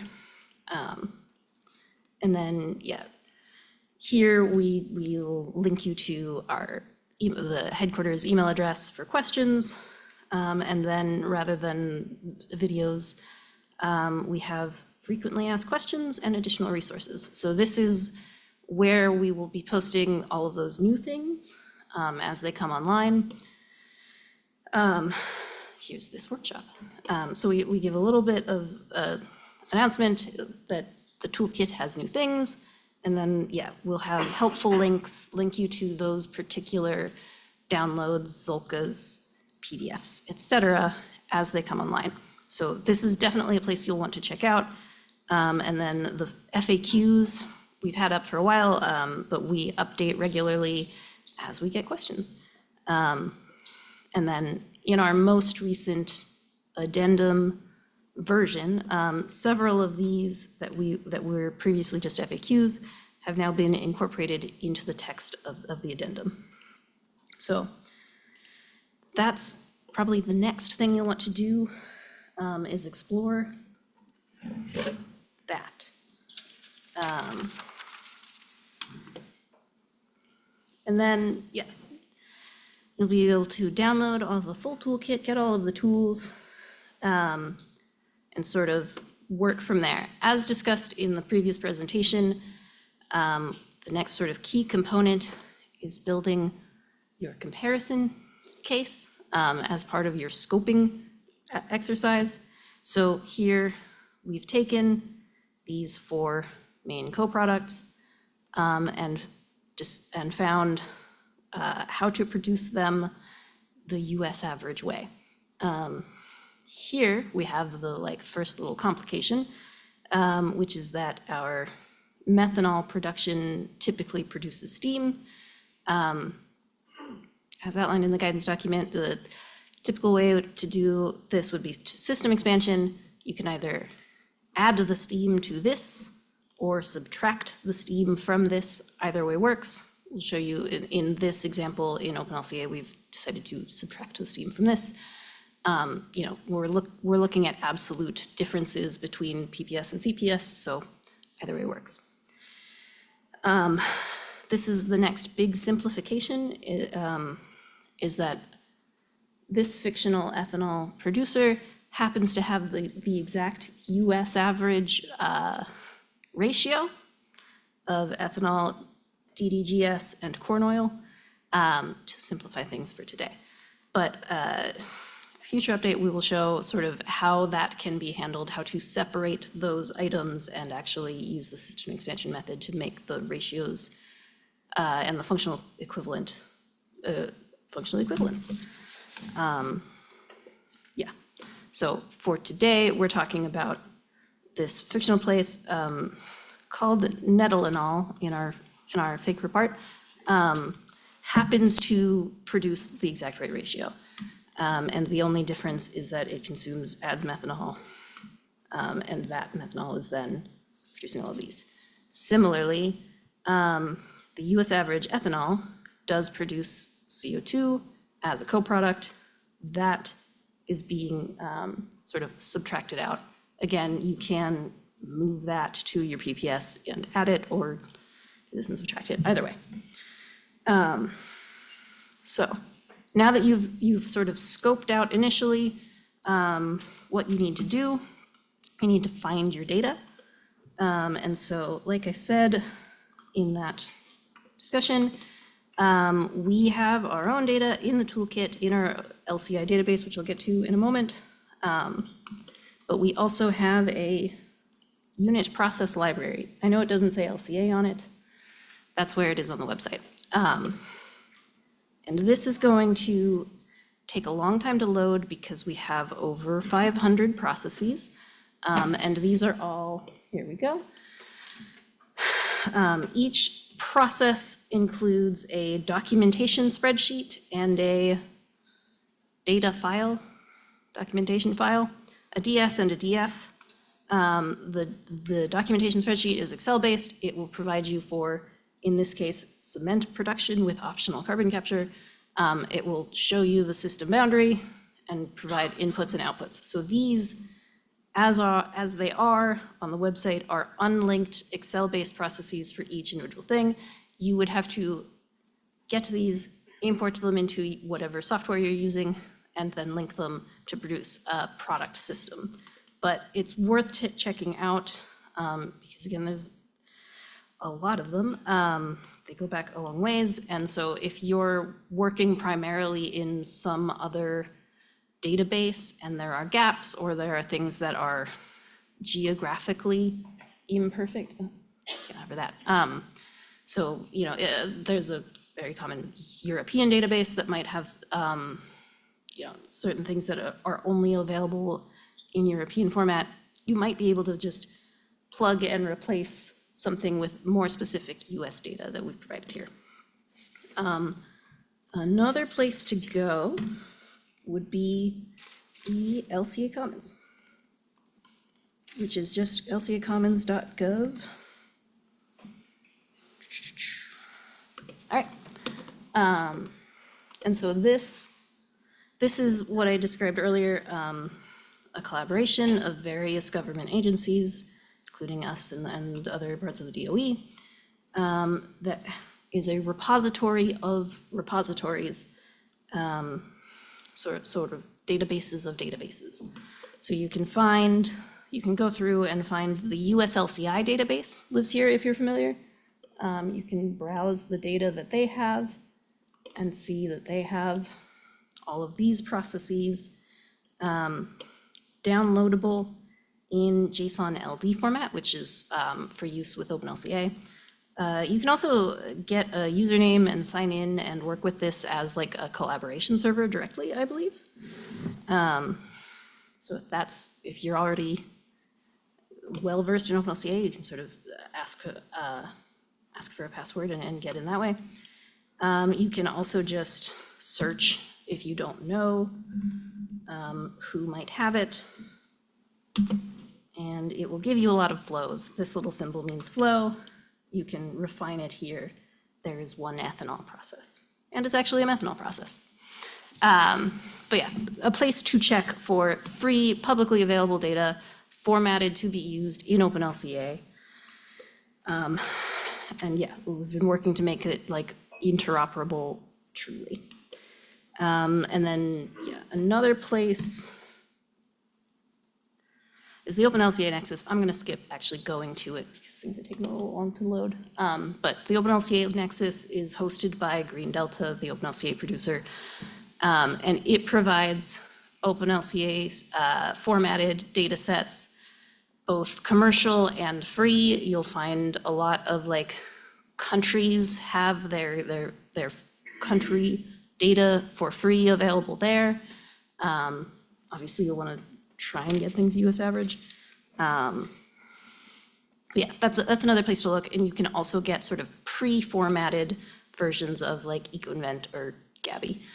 I think Gabby. So that's another place to look. You can download those. Check it out for yourself. I think we have a link in the guidance document itself if you're lost. So you can find all of this data.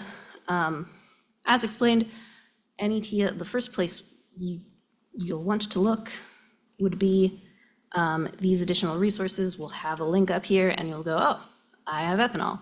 That's what I need. And you'll also, in this fictional case, go, oh, that's the perfect ratio. That's the only process I need. You can then download it and use our OpenLCA database. So first I'll start with the OpenLCA, the CO2U OpenLCA database.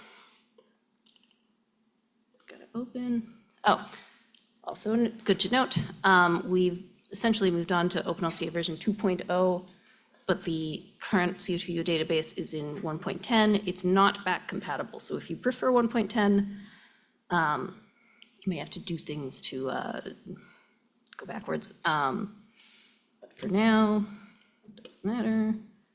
Yes. All right, so this will take a few seconds to go to version 2. Usually takes a few seconds. All right, so this is what you'll get when you download from the green boxes.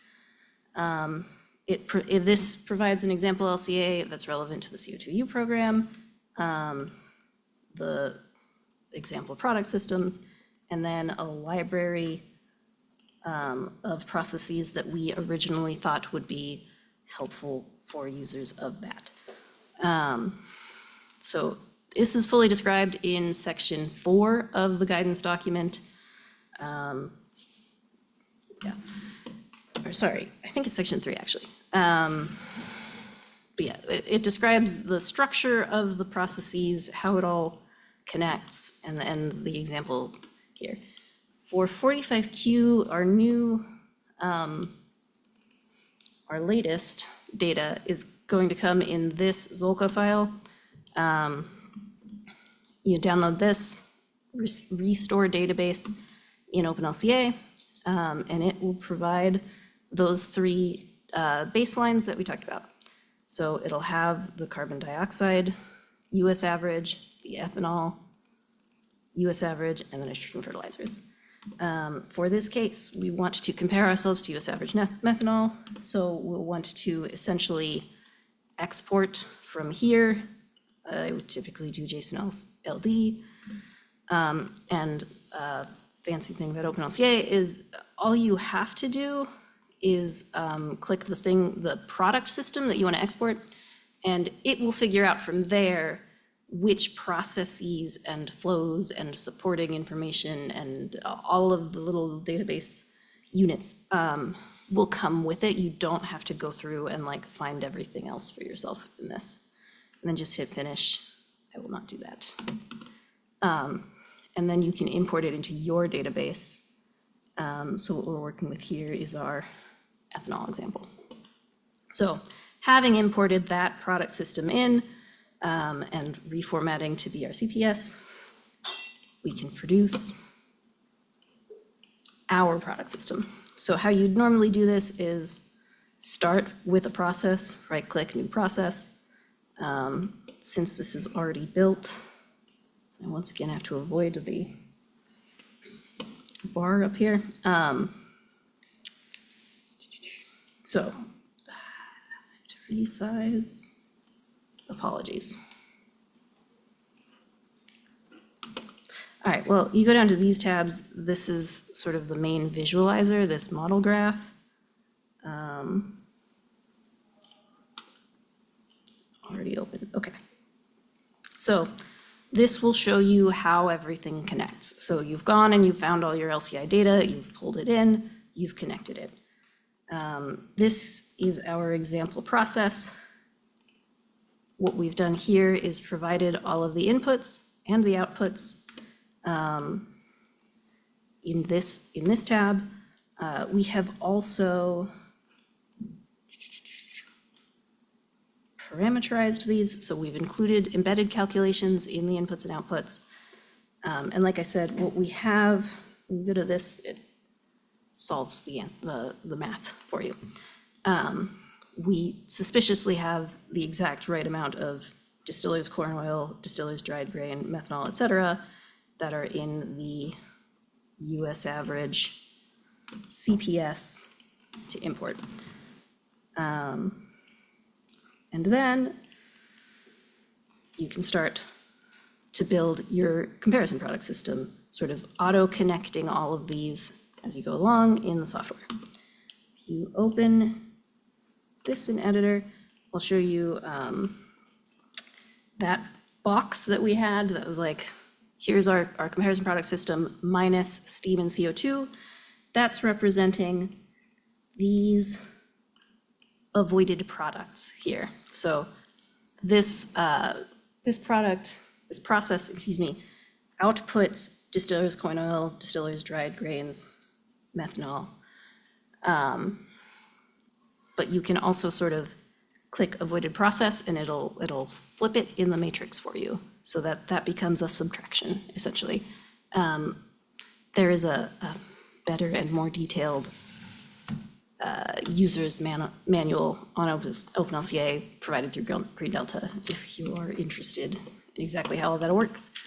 The other thing I'll point out is this piece here, allocation. It provides some default values. You can add things for physical or economic allocation. And when you are ready to calculate your product system, it will ask you some things about allocation. And so what you need to do is typically use allocation method as defined in process, especially if you're going to use data from the US LCI, you have to use as defined in process. Otherwise, it will break some things. So for that reason, you have to be, while you're building things, making sure that you are diligent about what you've set as your allocation method. We default to none because the allocation, the co-product management is handled through system expansion. But if you're going to import data from other places, do check what they have, do try to understand it, undo it if possible, so that you can use the system expansion method, but just make sure that you're looking at this allocation tab. The other thing to note is don't do this. Part of the advantage of submitting just the Zolka is that you can document while you're producing, this is our fake company's facility inputs and emissions, data sourced from wherever. You don't need to watch me type. So this is why, this is a very, very helpful method of like keeping track of metadata. So we can look at this whole thing, go, where did this natural gas come from? open the process and it will tell us. It should also have administrative information about who created it and certain modeling and data things and sources. There's also a place to add just the report that comes with it. So that's as thorough as we like the documentation. If you're using something other than OpenLCA, if you're using CMAPro, we'd have to then hunt down the reports themselves to find the actual documentation rather than being able to click here, let's see, find the link and go to it. So when you're going through, if you're not using this and you're going through documentation, just keep in mind, we really expect and generally work with this level, each unit process having this level of documentation embedded in it, and we need to be able to understand not just we used this database, but also we used these unit processes. These are the ones that use this allocation method. These are the ones that come from this data source, et cetera. So I'm not going to demonstrate doing your own spreadsheet model. That is an option available to you. But if you're going to do that, essentially try to keep things tidy so that we can look through this. And then I will, as a side note, go to our documentation spreadsheet. If you're not able to, basically, if it's not super tidy within your own documentation, within your own spreadsheet, we have this to lay everything out so that you can essentially add documentation to each unit process in a way that's uniform that we can read through quickly. And then the other key piece I'll go over here is that this space is for the unit process system diagram. You would essentially redo this and add a numbering system. So renewable electricity generation is C1, this is C2, so on and so forth. There's descriptions of the ideal naming convention in section 5 of the guidance document. But yeah, you would add a numbering scheme to this and just sort of paste it, not there, into this space.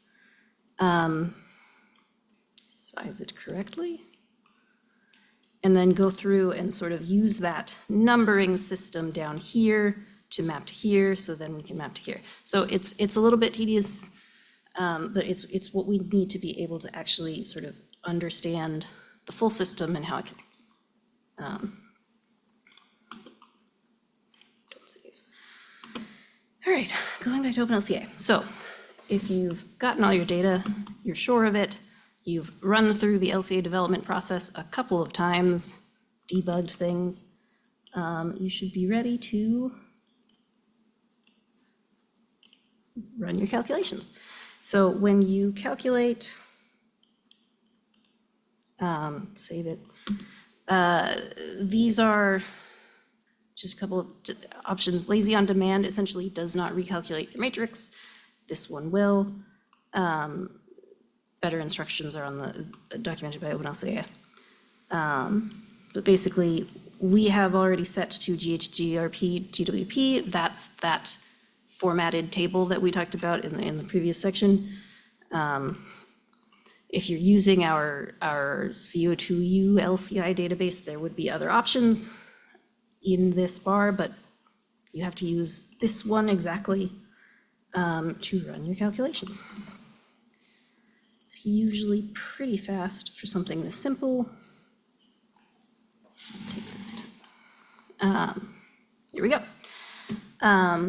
So yeah, this is what you end up with. This is OpenLCA sort of going through your impacts. It's being a little bit slow, but these tabs at the bottom will give you the same information various ways. So all of your inputs, all of your outputs, all of your product flows, et cetera. This will summarize your impacts by species, so how much of your GWP comes from carbon dioxide, nitrous oxide, et cetera. This will go, you can go through each process in your thing. The main thing that we like is the contribution tree, and this is because it provides you sort of the disaggregation here. So this relates to the shape of your model. This is your total GWP result, it's negative 2.9. And then the contribution to it is the next bit down. So this is the electricity going into your PPS. This is your electricity going into your hydrogen. Other parts of the results factor would aggregate all electricity and not provide good debug information, so that's why we focus on this one so much. But this is the main results that you pull into our contribution spreadsheet. Here we go, results contribution tool. I showed you the slide earlier. It's got the macro for calculate and graph. Full instructions in section 4 of the guidance document. And you want to follow those essentially very step by step. The only thing to note would be this tab here for 45Q. You need to make sure that this is the exact right global warming potential thing. So you'd want to go in and change it to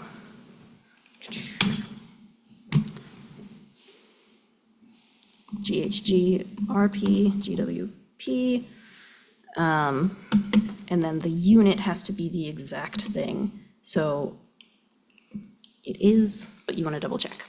Otherwise, when you're running calculate, it won't be able to find your units, essentially. What you'll want to do is essentially just disaggregate to your desired level here, click all, copy, and then paste into the spreadsheet. There are a bunch of additional, so proposed case low, high, which you can ignore for the case of 45Q because we don't do uncertainty here, but you'll see you can just do proposed and comparison, and then hit calculate and then graph. It'll produce some graphs.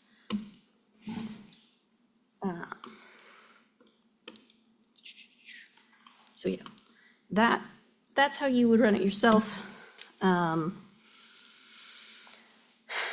process the results. I am going to skip a lot of impact analysis best practices right now. I took measures to avoid this. What? I don't see a plug for it up here, which is why I was charging the wall. Be right back.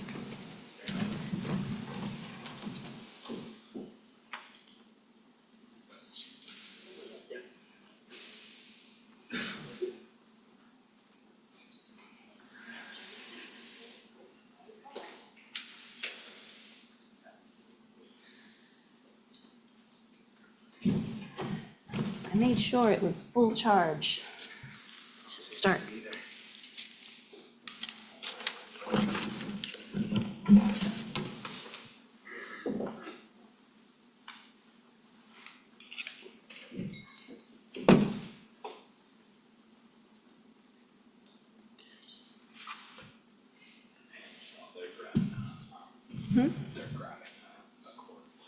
Okay.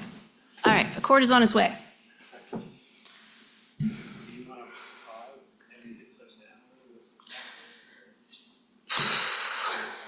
Yeah, that's actually a fairly good stopping point before I would get into like the additional resources. So yeah, if we want to go to Emily, I'll stop sharing while we find Accord.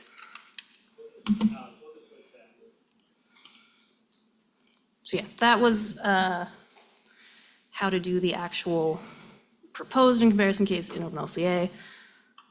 When I get back, I'll talk more about the report template and the additional resources, review checklist, etc. Sorry.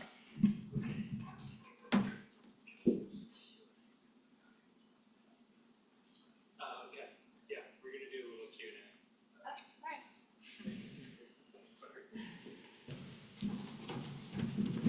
Never mind, we'll pause here for questions. Okay.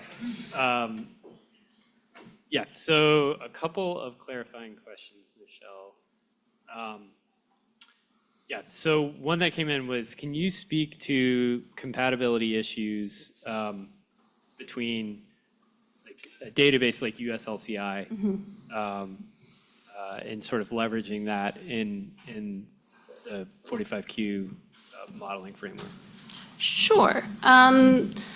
So a database like USLCI is possibly not the best example because we've had an ongoing relationship with the Federal Commons and have been working towards making those as compatible as possible. So like I said, you'll want to make sure that you use as defined in process for allocation.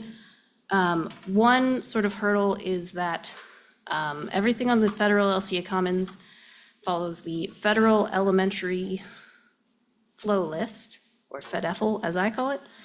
And so that's how OpenLCA communicates what a species is to the impact category. If you're not using the same flow list, the impact category will not pick it up. Our CO2U database got going before that was created, and so it uses the OpenLCA reference flows right now. And so if you're only using our current CO2U database and then import USLCI data, you will need to go through and like figure out what your priorities are. Potentially just go through, find the carbon dioxides in our data or their data, depending on which one's more frequent, and sort of add it in the right flow. There are and will be and are in constant process of being translation tools on the EPA, the US EPA's GitHub website that you can use. They'll have instructions there that you could use to update the OpenLCA reference flows to the Fed EFL. We are also moving to that because this is old. We're just trying to make sure that like people who have gotten started in our toolkit prior to the update are able to continue to use the data they already have. So you'll actually find, I should have pointed this out, in some of our latest data, it will be mostly in the Fed EFL, and we will have already pulled out the GHG flows into the OpenLCA reference flows. So that's already done for you. And then, so you'll just need to note that those are not duplicate. They won't cause duplicate emissions in your thing because each impact category will only select one. So that was super in the weeds. I hope that's what they were looking for. Yeah, and sorry, just a point of clarification on, so when we said we're going to follow up with answers to the written questions, it will include questions that we've answered live too. So we're going to have like a complete list of questions. So Yeah. Yeah, if there are things you weren't able to jot down. Yeah, we can send you the links.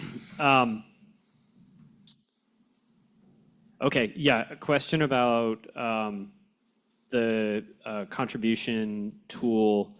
Are there instructions for how to use that?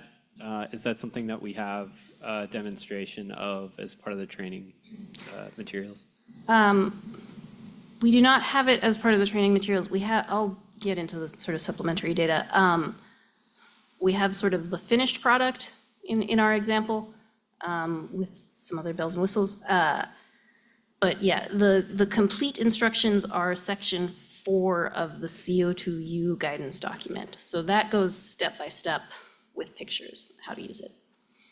There will be updates to make it compatible with version 2, OpenLCA version 2.0 as well. And we'll try to maintain both for a while people make the move.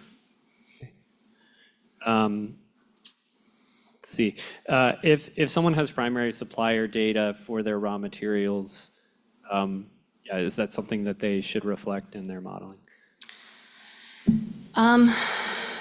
Yeah, that's a really good question. So the guidance is for your input, material and energy inputs to be geographically and temporally, essentially as they are in the world. So if you have better data available to you than what's the word?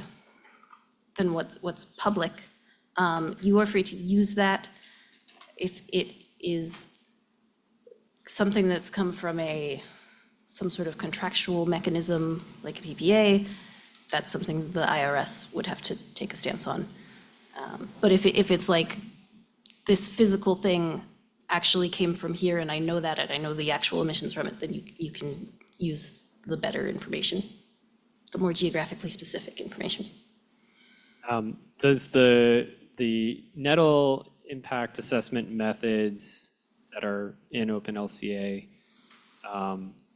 will it work with, so we talked about US LCI, what about other platforms like EcoInvent or other modeling platforms? So if someone, for example, uses SEMA Pro or Gabi, yeah, how would they address that? That's a great question. So we do not have like a formal relationship with either of them to like give them that. You might have to build it yourself or request that they do in those other databases. But as a start, I will share my screen again and hope it goes better this time. You can find the full information.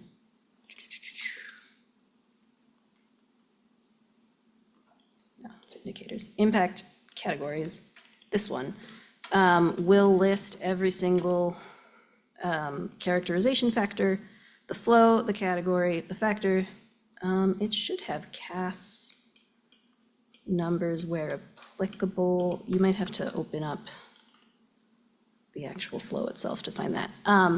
But you can put this in a spreadsheet and do your own, what's the word, translation as necessary. I would rely on CAS numbers, and I think there are probably EPA tools either in process or out that might help to address that a little better. To like the list of SEMA Pro flows might be on the EPA GitHub, but I can't make a promise because it would require their input essentially. So in theory, you could, I mean, if you're using another platform, you can go in to that platform and create a copy, create a new impact assessment method. Yeah. And alter the values that match what's required. Yeah. Okay, and then I've got one additional question. So, yeah, this is sort of related to cutoff. So the question is, what level of detail is requiring for modeling inputs, ancillary inputs like catalysts? Yeah, how do those, if those impacts are negligible, how should those be considered? Can you talk about where we address that in the guidance? Yeah. So yeah, that is addressed in the guidance under completeness requirements. I also think it's an FAQ, which I think would compile it better.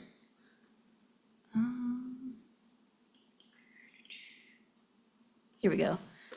Section 2.1.9.1 talks about that we require sort of 99% of the carbon and energy inputs to the system boundary. It describes how to test for completeness. That will give you the level of detail. So if it turns out that it is negligible according to that 99% input test, then you can leave it out. Otherwise, you'll need to sort of address it as a sensitivity, find a proxy if you don't have it, et cetera. All right. I guess now that we've got power back, do you want to just power through your? Yeah. Is that okay? Yeah. All right. So we had just sort of come up with our product, found the results. We can put it into our LCIA results. And like I said, if this were a baking show, when we put that in the oven and pull out the completed thing, this is like putting in a cake and coming out with like all of the icing and everything too. Impact analysis is a lot of effort. There's a lot that goes into it. And it's also very specific to your system. You'll want to debug as you go, find exactly where everything's coming from, let that inform your completeness check, go back, add data as necessary, etc. But yeah, these are those automatically produced visualizers that I mentioned. I don't have here's how it was in the contribution tree. We're skipping over the part where you hit calculate and graph, etc. And just have these final pieces. But yeah, this is the results analysis. Essentially, you want to start with these contribution tools. Make sure that you're summarizing like exactly what is in each and every bar here in the summary per functional unit. We also have the carbon balance that provides a completeness check, et cetera. These will all be up, these example reports, this supplementary data file will be up on the website for you to look through to get sort of the ideal of what we're looking for. So completeness check, as well as sensitivity here, like all of these are sort of the ideal and things you can get sort of pulling information out of them, when I say LCA, doing it in Excel. Comment from Ashley. Yeah, sort of that whole thing. So you want to follow instructions in the guidance document to go from this to this, and then, yeah, it's sort of up to how your system looks and functions to determine what is a model parameter that you should be including in your sensitivity, and therefore in your graph, et cetera. So, yeah, apologies for the time and nuisance sake. We're skipping over sort of all of the art of LCA, of finding these things. But you just need to make sure that they are properly documented, essentially. And that everything is like sort of a straight line from like where the data came from to how it ends up in the total, so that we can follow along. One very helpful tool for that is the report. So you've come up with your numbers, your DF calculation.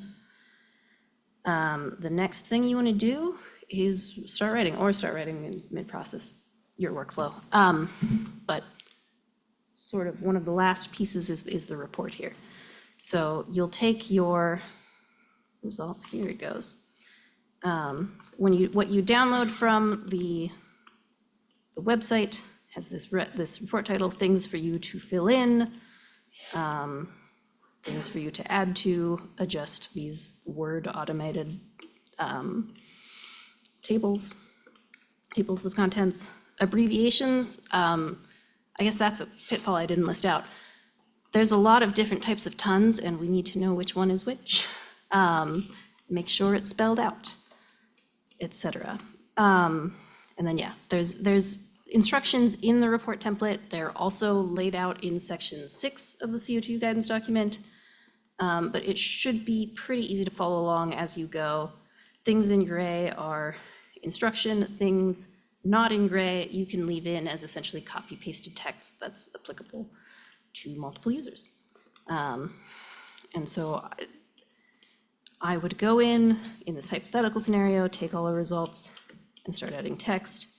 We're gonna do another cake jump cut and go to the completed report, example report, where we've added in the study title, our company and tax year, as well as submission date, authors, et cetera.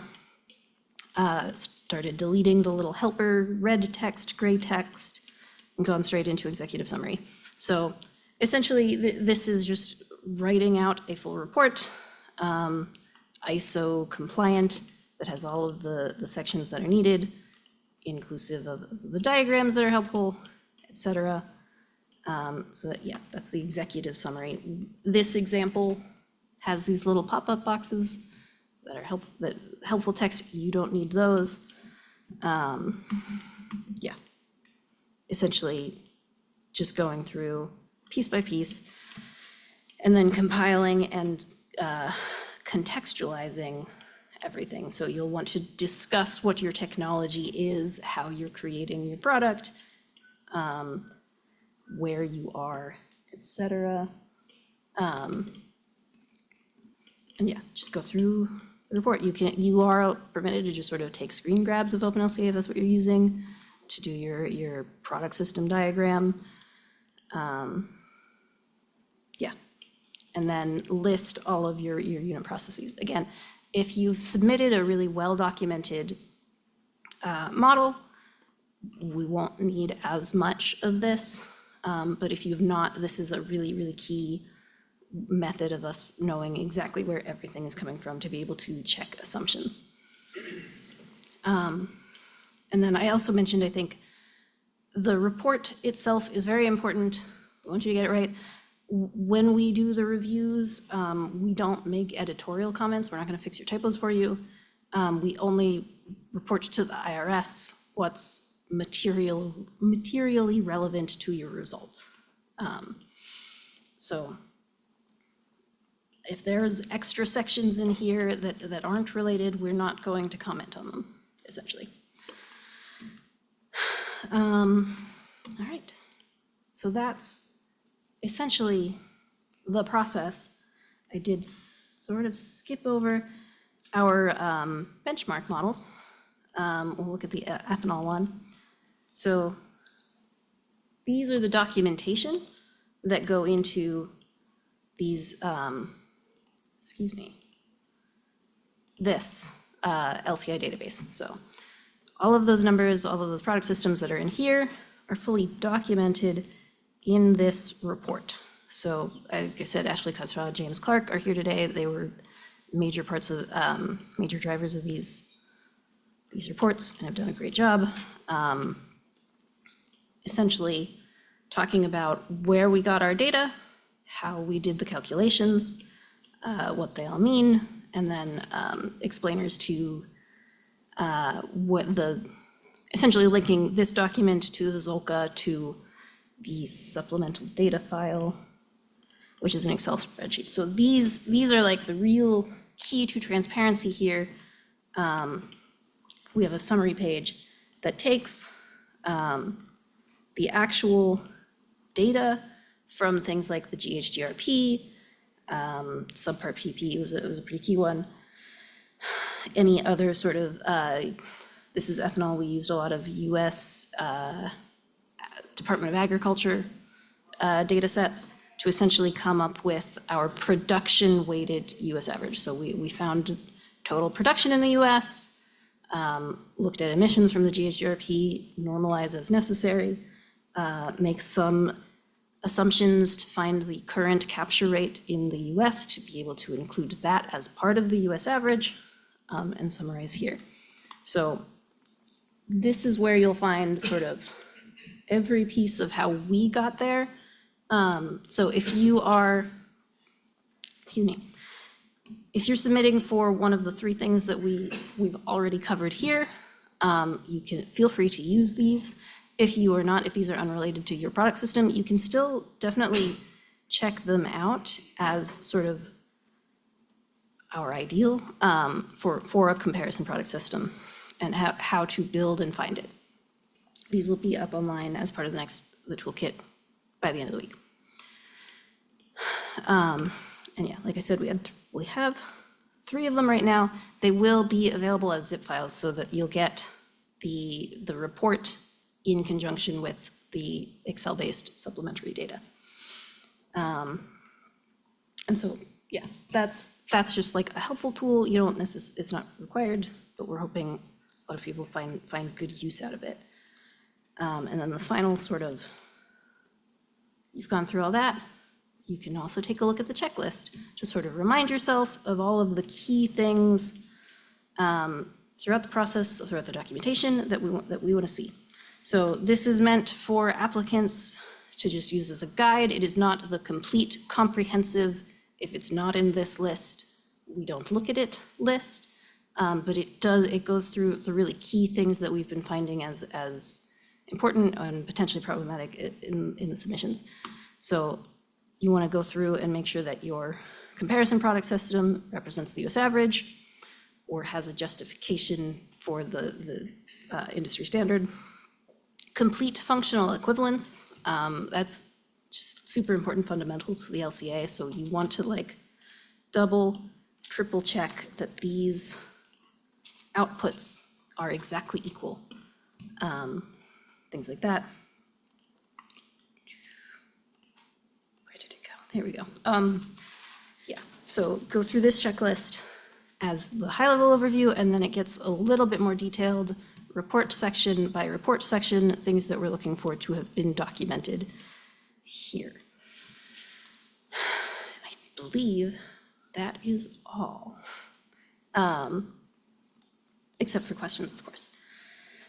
So yeah, these will all be up very, very soon. They're like just going through the library approval, getting onto data.gov, et cetera. And then we will make sure that they are all available online here in the additional resources. All right, and then with that, I think we can go to questions. Oh, Emily, then questions. All right, thank you all.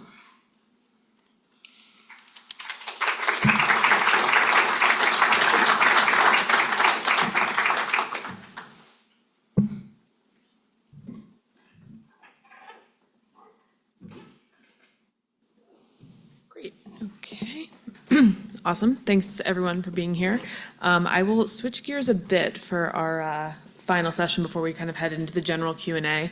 I'll be covering the UpGrants program that was mentioned earlier and that Brad covered in some of his remarks, and just going in a bit more depth about how we've been trying to think about ways to expand and enhance the current LCA review that we have set up for this program to hopefully be relevant to a broader swath of stakeholders in the carbon utilization space. As part of that, I'll provide a brief overview of the program itself, but just given kind of time and also that it is an open FOA, funding opportunity, I'm fairly limited in what I can speak to, but always happy to follow up offline or make sure that you have access to the funding as you're interested. So just briefly to set the context, I'm with the Carbon Conversion Office within the Office of Fossil Energy and Carbon Management at DOE. So we're sort of the counterpart to the team at NETL that's working on the LCA work on the headquarters side. And so as part of our portfolio, we have a number of technologies that we support for carbon conversion. And we are somewhat end product agnostic. So we want to support the technologies that enable these products to be made. And we want to support some of the early market adopters that want to be purchasing and using these products. So that kind of gave rise to some of what we're trying to accomplish in the UpGrants program.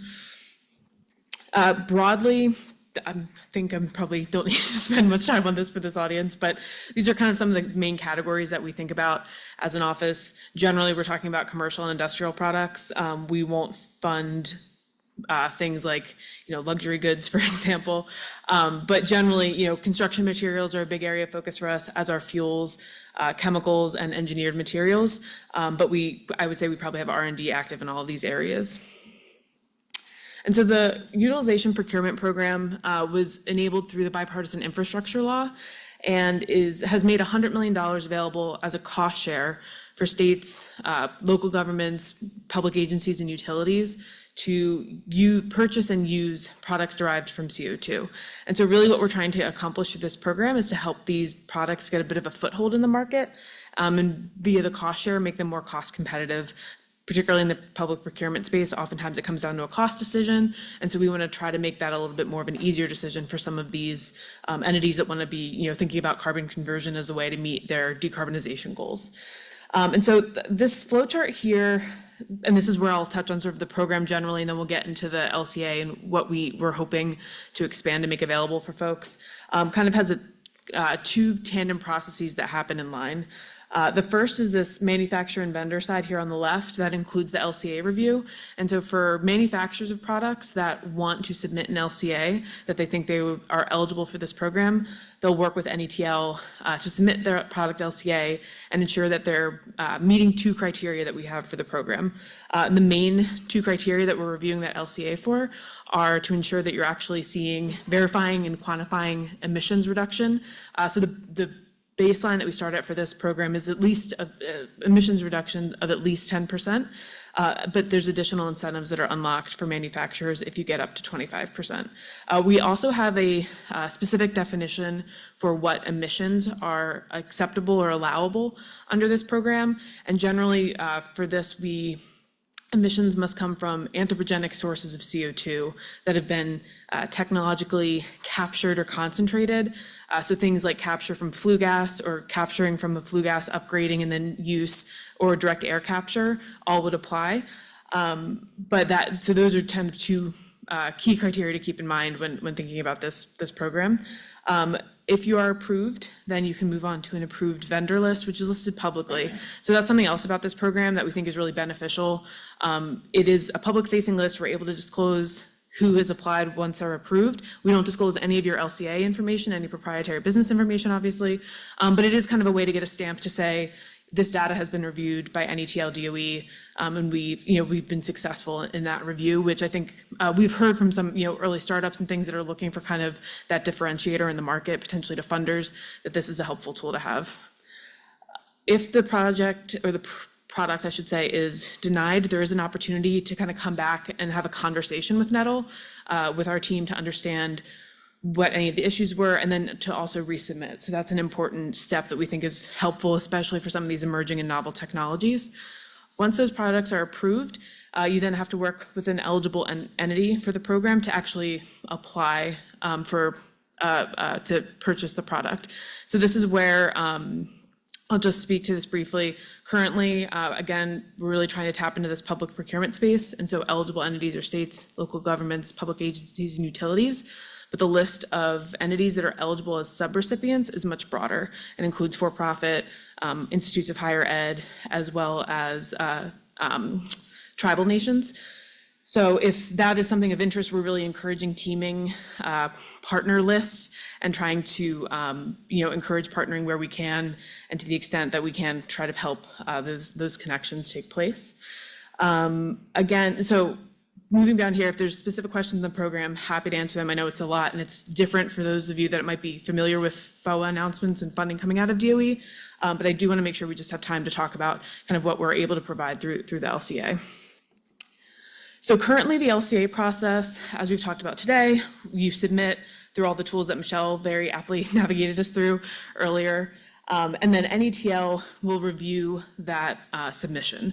What we are trying to encourage, and what we're announcing and kind of publicizing as part through this event, is expanding who we're encouraging to use this process. Originally, this process was set up for the UpGrants program.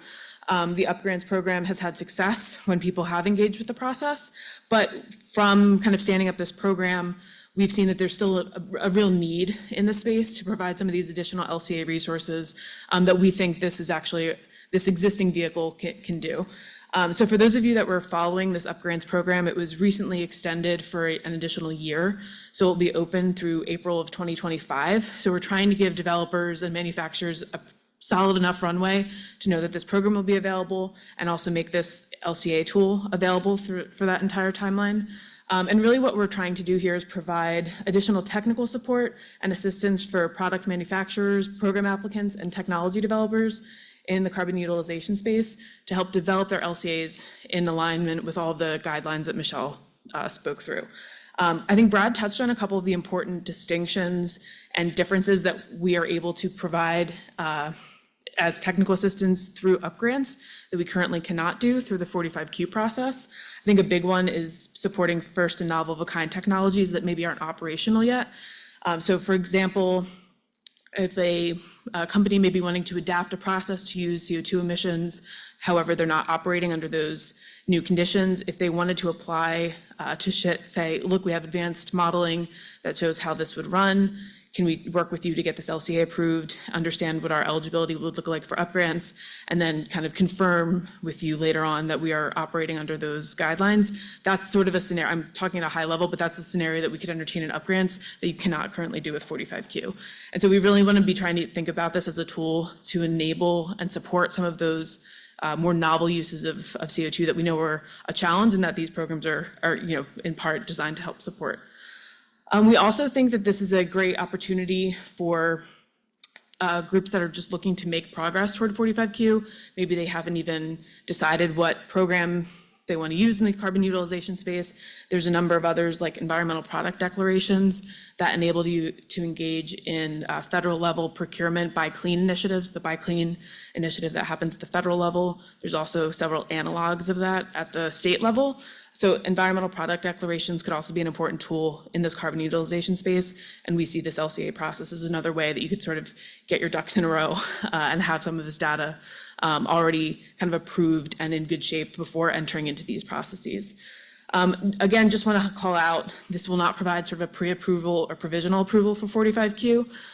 So just there are limitations to what we can provide in this particular process, but we think the ability to be able to engage with the DOE and the NETL teams a bit more openly is of a lot of value and can provide help fill some of the gap that we're seeing in the carbon utilization space as products are trying to get off the ground and really engage in the market. Also, and I'll show this in one more slide, we're really not able to provide feedback for anything that's theoretical. When you come to us and engage with the team, we do sort of need to see information that's of a level that would be able to be submitted to the UpGrants program. So all of the information that Michelle outlined, things like your system baselines or incumbent products that you would be comparing your product to, all should be pretty well lined up by the time that you're engaging with the team, because what we're really trying to do here is help people get that LCA to as close to the finished product as possible. So here's some more information here. Again, kind of highlighting that these will be live linked. So when this is shared, these will take you directly to the UpGrants resources on NETL. We also have an entire kind of portal that's built out for the UpGrants program that you can see any vendors that have been approved, as well as just learn more about past presentations and summaries that we've given on this program. As Brad mentioned, this is kind of an active program. We're looking at ways that we can always improve it. And so if this is of interest, we just encourage you to kind of keep an eye on FECM announcements as we continue to try to make the program as relevant as we can for stakeholders in the space. And just to wrap, wanted to highlight in a much more simplified way than what Michelle provided, again, some of the differences between the two, in part to just highlight where we think the opportunities are. So we can accept submissions for projects that are not yet operating. We can work with, review, collaborate with applicants during the process, much more kind of straightforward than we currently can with IRS and taxpayer rules. And then also approved products we can list publicly. So again, it's kind of a benefit if you're looking to use that stamp of approval from DOE and NETL. Tools and resources are available for both, as Michelle shared. So with that, I think I'll wrap up if we're going to go into general Q&A or. Perfect. Okay. Feel free to reach out.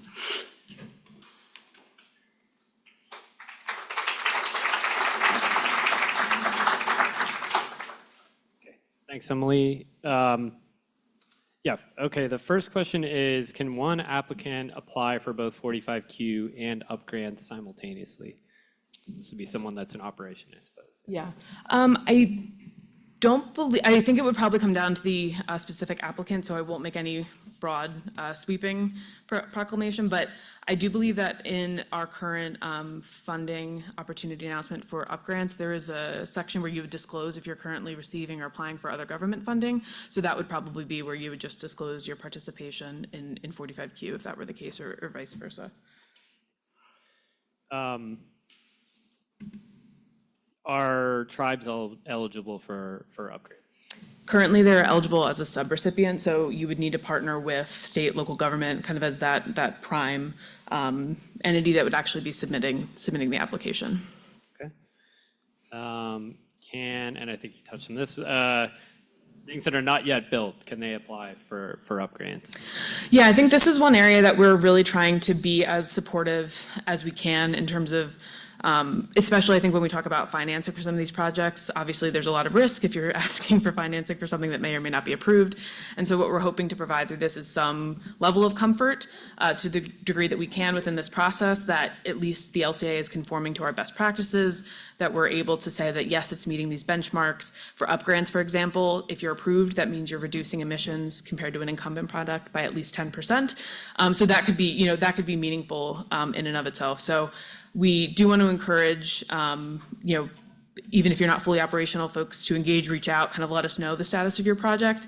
Again, the kind of caveat to that being, you should have enough data that we can like meaningfully engage in the LCA process and kind of be able to provide some of those key metrics and data sources that Michelle went through, so that we can actually provide kind of like concrete feedback on that. Let's see. Are lower CO2 products that use CO2 sequestration applicable for up grants? So I think the question here is if it's a product of something that uses capture, not necessarily conversion. Right, so if it's a product made from, Yes, yeah, so, yeah, this is the conversion versus utilization project. Yes, I believe in that case, without seeing a specific use case or CO2 source, if you're able to take CO2, and for example, the CO2 is still in form of, a carbon dioxide molecule, but stored in a product, for example, that would still be eligible. But it would have to reduce emissions, yeah. But you couldn't, if your facility just uses carbon capture to reduce their emissions and reduces a product without using conversion or utilization, that doesn't apply. Correct, yeah. Okay.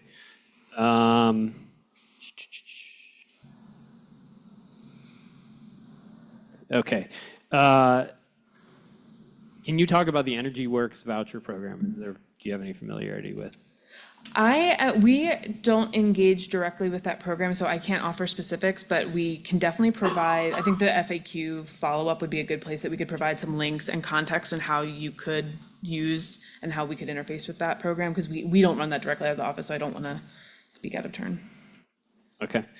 And then, let's see, the last question is, sort of on this expanded scope where we're talking about using up grants as a means to provide feedback. The question is, what happens if ultimately my DF, which is the main output of the LCA for 45Q purposes, what happens if it changes between what I see in up grants and when I file to IRS for 45Q? I think we would expect it to change, right? Because you're going from a sort of a design to an actual operating facility, and that's sort of part of the reason why we can't provide any sort of assurance based on what you're submitting as part of up grants, right?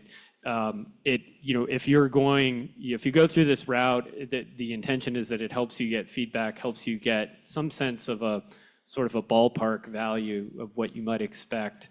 But ultimately, when you go and you're ready, you're operational, you're ready to submit for 45Q, you're going to have to use actual operating data that's reflective of your facilities. So, in fact, we would expect it will change. To what degree, I think that's very hard to say and very project specific.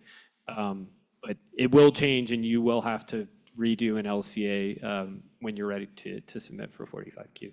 Yeah, and I think the hope with this program is that if that is the case, Michelle did a great job outlining kind of where some of those differences occur. And our hope with this process is that, no, it's not a one-for-one, but that we can be meaningfully providing feedback to really help so that it's a little bit less of a black box by the time that you are going to submit for other programs. Great. Okay. Well, yeah, I think that's it for specific to you, but I'll invite Michelle up, and then we can sort of continue the Q&A, broader Q&A discussion. We've got our work cut out for us. Thank you for all the questions. I've tried to sort of bin these into, sort of relevant categories, and we can sort of work through them. Again, we're not going to get to everything. Some of these things we can't answer, as I mentioned earlier, but we will follow up. So the first is we've gotten lots of questions about how are we going to share things, what resources will be available. So ultimately what we'll do, we have everyone who's registered for the workshop. We have your contact information, your email address. So we will send a note out with links to all these resources, links to the recording, links to the slides, links to the updated toolkit resources. So once all that stuff is ready to go, you don't have to sort of keep checking back. We will communicate with everyone when that's all ready to go. So hopefully that's clear.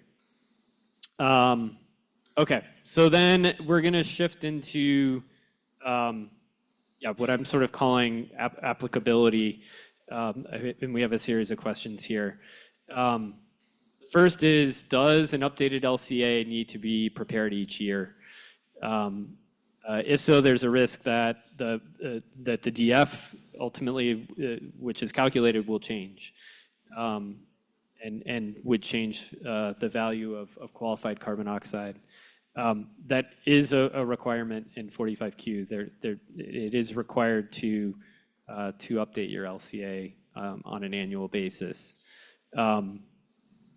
Sort of sinking into another question, are LCAs site-specific or technology-specific? In other words, could one LCA, for the purposes of 45Q, be used for multiple projects? The answer to that is they absolutely are site-specific. Each LCA has to reflect the facility that is being submitted for consideration. And so it should have facility-specific emissions, inputs, outputs, et cetera. You can't sort of use a generalized approach for a wide swath of facilities. Okay, the next one is a question about using the toolkit for direct air capture. Michelle, I'll direct this to you. Can you talk about sort of what would be required if someone was doing DAC and ultimately producing CO2 that's converted into a product, and how this toolkit would be applicable? Now it's on. Yes. Okay. So for DAC, there is some text within the guidance documents as they are about DAC. We don't tend to focus on it because it's actually much simpler than the co-product management stuff. So you would model your DAC plant as it is, and you would include CO2 from air as a negative emission, essentially. And then, hook it up to your energy requirements. If you don't have a co-product, then you don't have to go through the extra system expansion method. You can just compare product to product, essentially.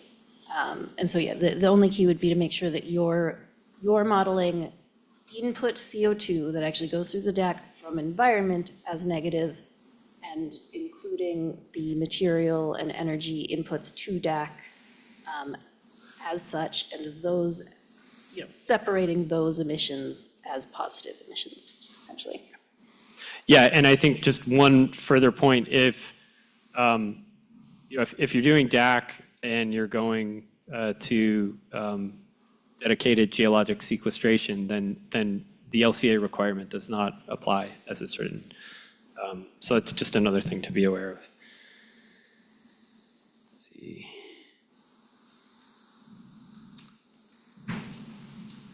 Okay. So a couple of questions about sort of process, the LCA submission and review process.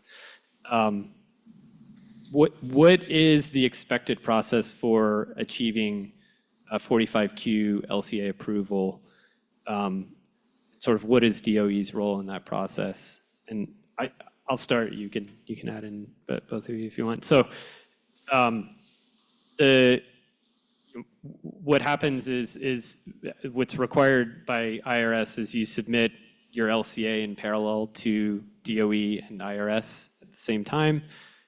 What we do on the DOE side is we do a technical review of the LCA, and we provide a memo to IRS with either concurrence or any sort of comments and recommended resolutions to that LCA. So that's the DOE process. I can't speak to sort of the specifics of of what, what IRS does from that point. But that's what our role is when we get the LCA in, we do the technical review. We provide a memo back to the IRS. Anything else you want to add? Yeah, I mean, I think just real quick, we run the LCA 45Q at headquarters email address, so you can submit questions that way, but we work very closely with the IRS to make sure that what we're answering through that email address is aligned with their stuff. We'll probably direct you if it's like an eligibility question or something, a question for the IRS, we'll redirect. Yeah, so we operate that email address. It is not for essentially appealing comments that the IRS has shared with you. It's just for answering questions as they come up. Yep. There was a question about whether or not submitted LCA documents to DOE for review would be subject to FOIA requests.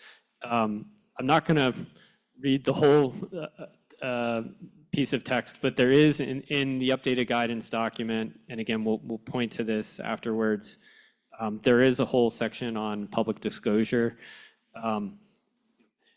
Federal employees are obligated not to disclose confidential information, but as a federal agency, DOE must comply with requests made under the Freedom of Information Act. There are considerations that can be made with respect to if there's concerns about privileged or confidential information. And the recommendation is to make sure that you mark any of that information that you're submitting as such, should there be a FOIA request in the future. But there is a more detailed response addressing this in the updated guidance that we can point you to.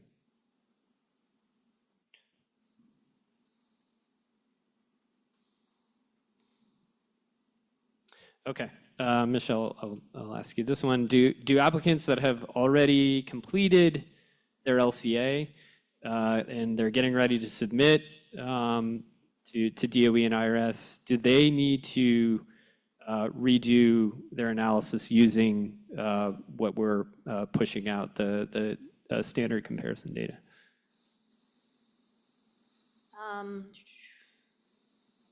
Sorry, could you repeat the beginning of that?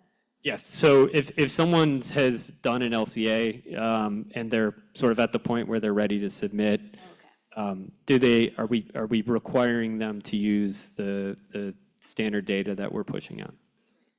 It is not required. If the LCA that you have has sufficiently representative data included, you can submit that, and we'll review it as is usual. I think it's highly recommended. We developed these because people were having trouble finding sufficiently representative data and using things that were causing very different results. Yeah, it's certainly not. It's not a requirement, for sure. Okay. All right, the next section we're going to move on to is sort of methods focus. Yeah, in our sort of LCA jargon, we use the word displacement. Can you sort of describe what we mean by displacement? Not in the regulatory context, in the LCA context. Sure. In the LCA context, displacement is a fairly controversial term, but within the LCA guidance document, we describe how to perform system expansion as a co-product management method. So that's what we show, where you produce two product systems that have complete functional equivalence. You're essentially showing product A, co-product B, co-product C in one piece, and then in your comparison system, that same number. What you can do in LCA terms as displacement is essentially just move and subtract. So like I showed with the CO2 and steam in the demo, you you can essentially displace CO2 and steam from your comparison product system rather than including them in your proposed, or vice versa. Thank you. Let's see. Is the Tracy impact assessment model what automatically quantifies all GHGs that will impact the global warming potential? I think it's supposed to say, does the Tracy impact assessment method, will it comport with what's required here? Actually, no. So the Tracy impact method that's already in OpenLCA, like reference data, does have some differences in characterization factors from the specified EPA table required by the regs. So you do have to use the specific GHGRP, GWP impact category that we produced for this purpose. Okay. Question on sensitivity analysis. Do you require some specific variation in the models? For example, you have to vary by a certain percentage. And does it need to be done for a series of variations, or is selecting one percentage for the parameter sufficient? We do not specify a particular increment. The point is that it's all the same increment, so that when you show the comparison, it's all the same. Everything gets sort of normalized on a percentage basis. You do have to do it one at a time per parameter. Can you, and I don't know that we touched on this, but also talk about the break-even analysis?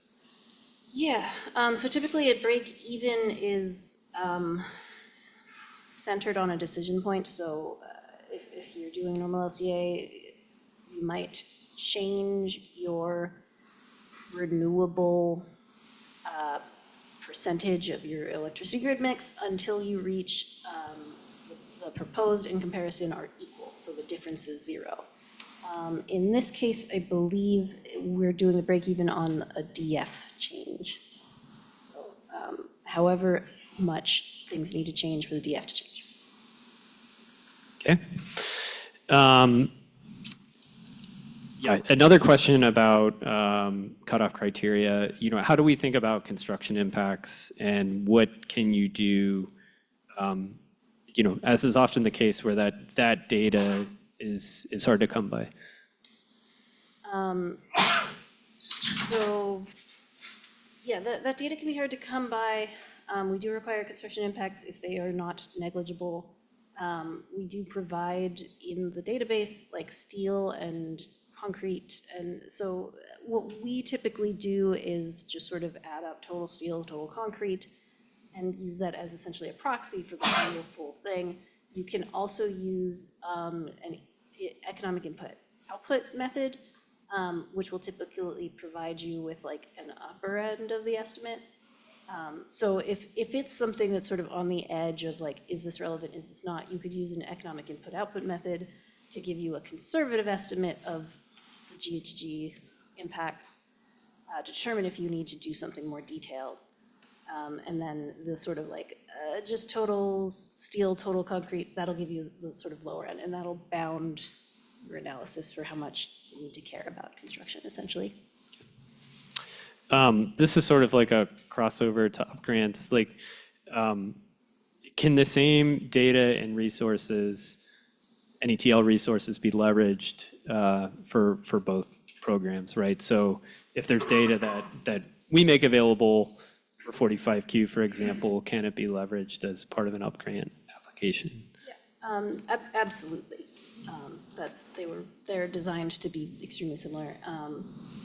You know, the comparison table will show some differences in like geographical stuff, but that's mostly relevant to the proposed product system. The comparison product systems that we're putting out should be applicable to both. Okay, and then sort of the last question section is sort of all about data. So first question is, we were talking about other data sources where, you know, NETL has not produced data up to this point. there's a question about can data from Argonne GREET, can that be leveraged as a data source within the context of the LCA? Yeah, definitely. Argonne GREET provides a lot of data. You need to make sure that you are looking into the documentation to check for appropriateness. We provide an ethanol baseline here that includes capture rate, which was not included in GREET, things like that. And you do need to check and make sure that the background data electricity grid mix is all, what's the word, up to date.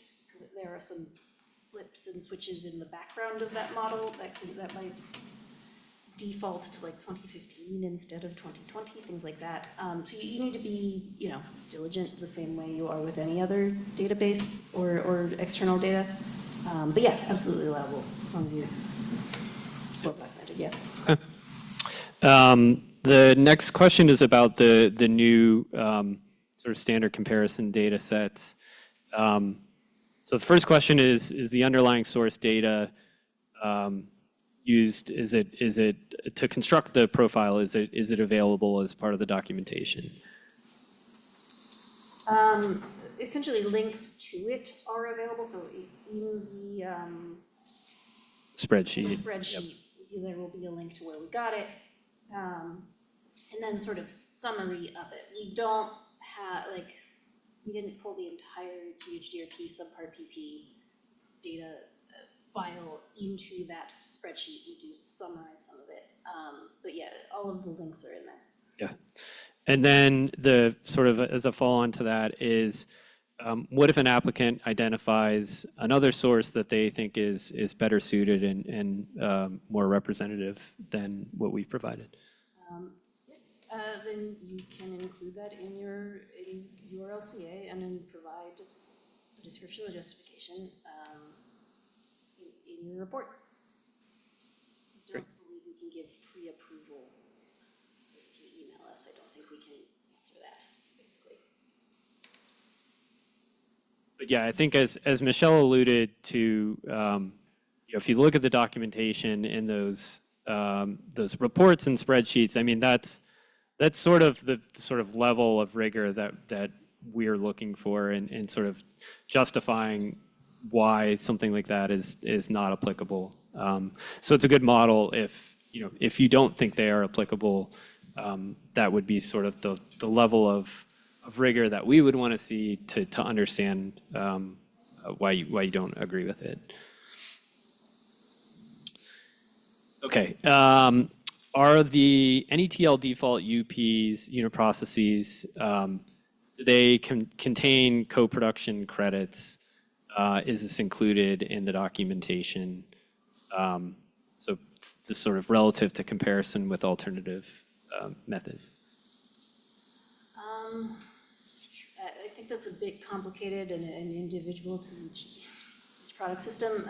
It's described in the report exactly how we did essentially partitioning first, then system expansion, and system expansion with displacement where necessary. So it's in the reports exactly where each piece is coming from and what all is included. But they are built to be able to essentially be used individually. So you can use this average ethanol plus all of the co-products, or you can use individual co-products. And we've done the separation, et cetera, the way ISO requires. Okay. Two more questions. Is it required to operate for an entire year to receive the operating data in order to feed to the LCA model for submission? So I guess we could ask this for both 45Q and up grants. I think the answer is the same for both. I think it requires 6 months of operational data for both.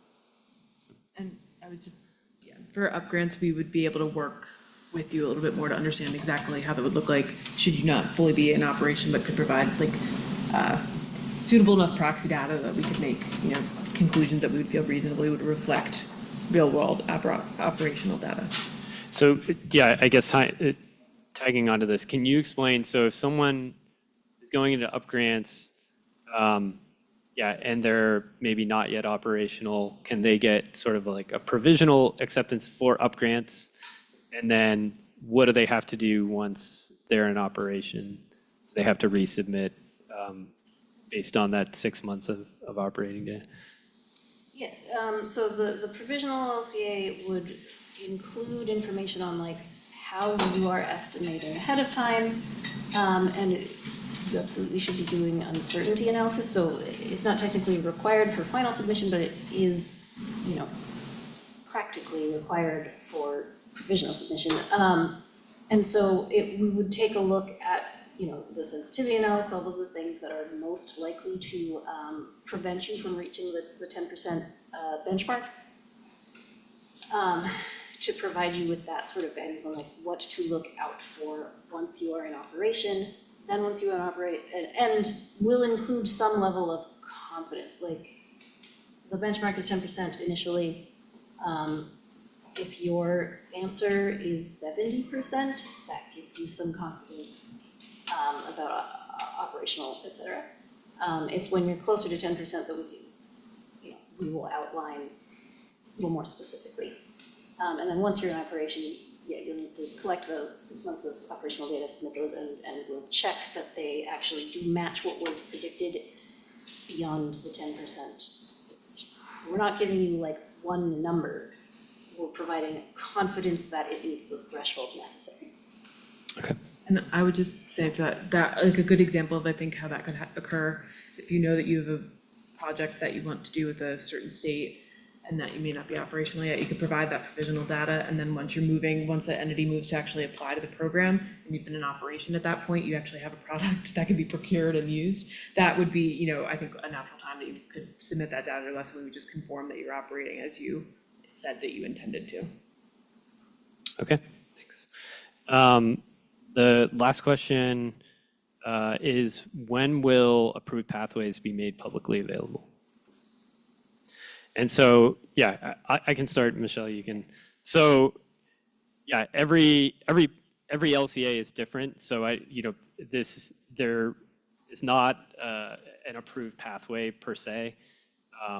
You know, we have the comparison data that we'll be leveraging that will be standardized, but as of now, there is not sort of a bespoke or generalized pathway. Rather, these are all bespoke LCAs for each application. So hopefully that addresses that question. Yeah, that said, we've got dozens more that we aren't going to be able to get to today, but we will promise to follow up. And I've got a couple of closing slides, and then Clear the stage for you. yeah, thanks.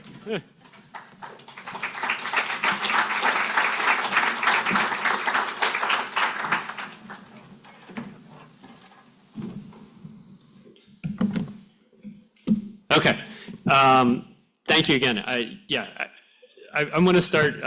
You know, we realize this is super complex. Like, and you know, whatever time we spent here, 3 hours or 3.5 hours, like, probably is not going to answer all possible questions. So, you know, we are cognizant of this, and we are continuing to try to work and develop resources to make this easier over time. So I just want to share that, like, that it is something that we're continually working on, and we are interacting with IRS and Treasury and sort of talking about this, you know, ways that we can make this more straightforward.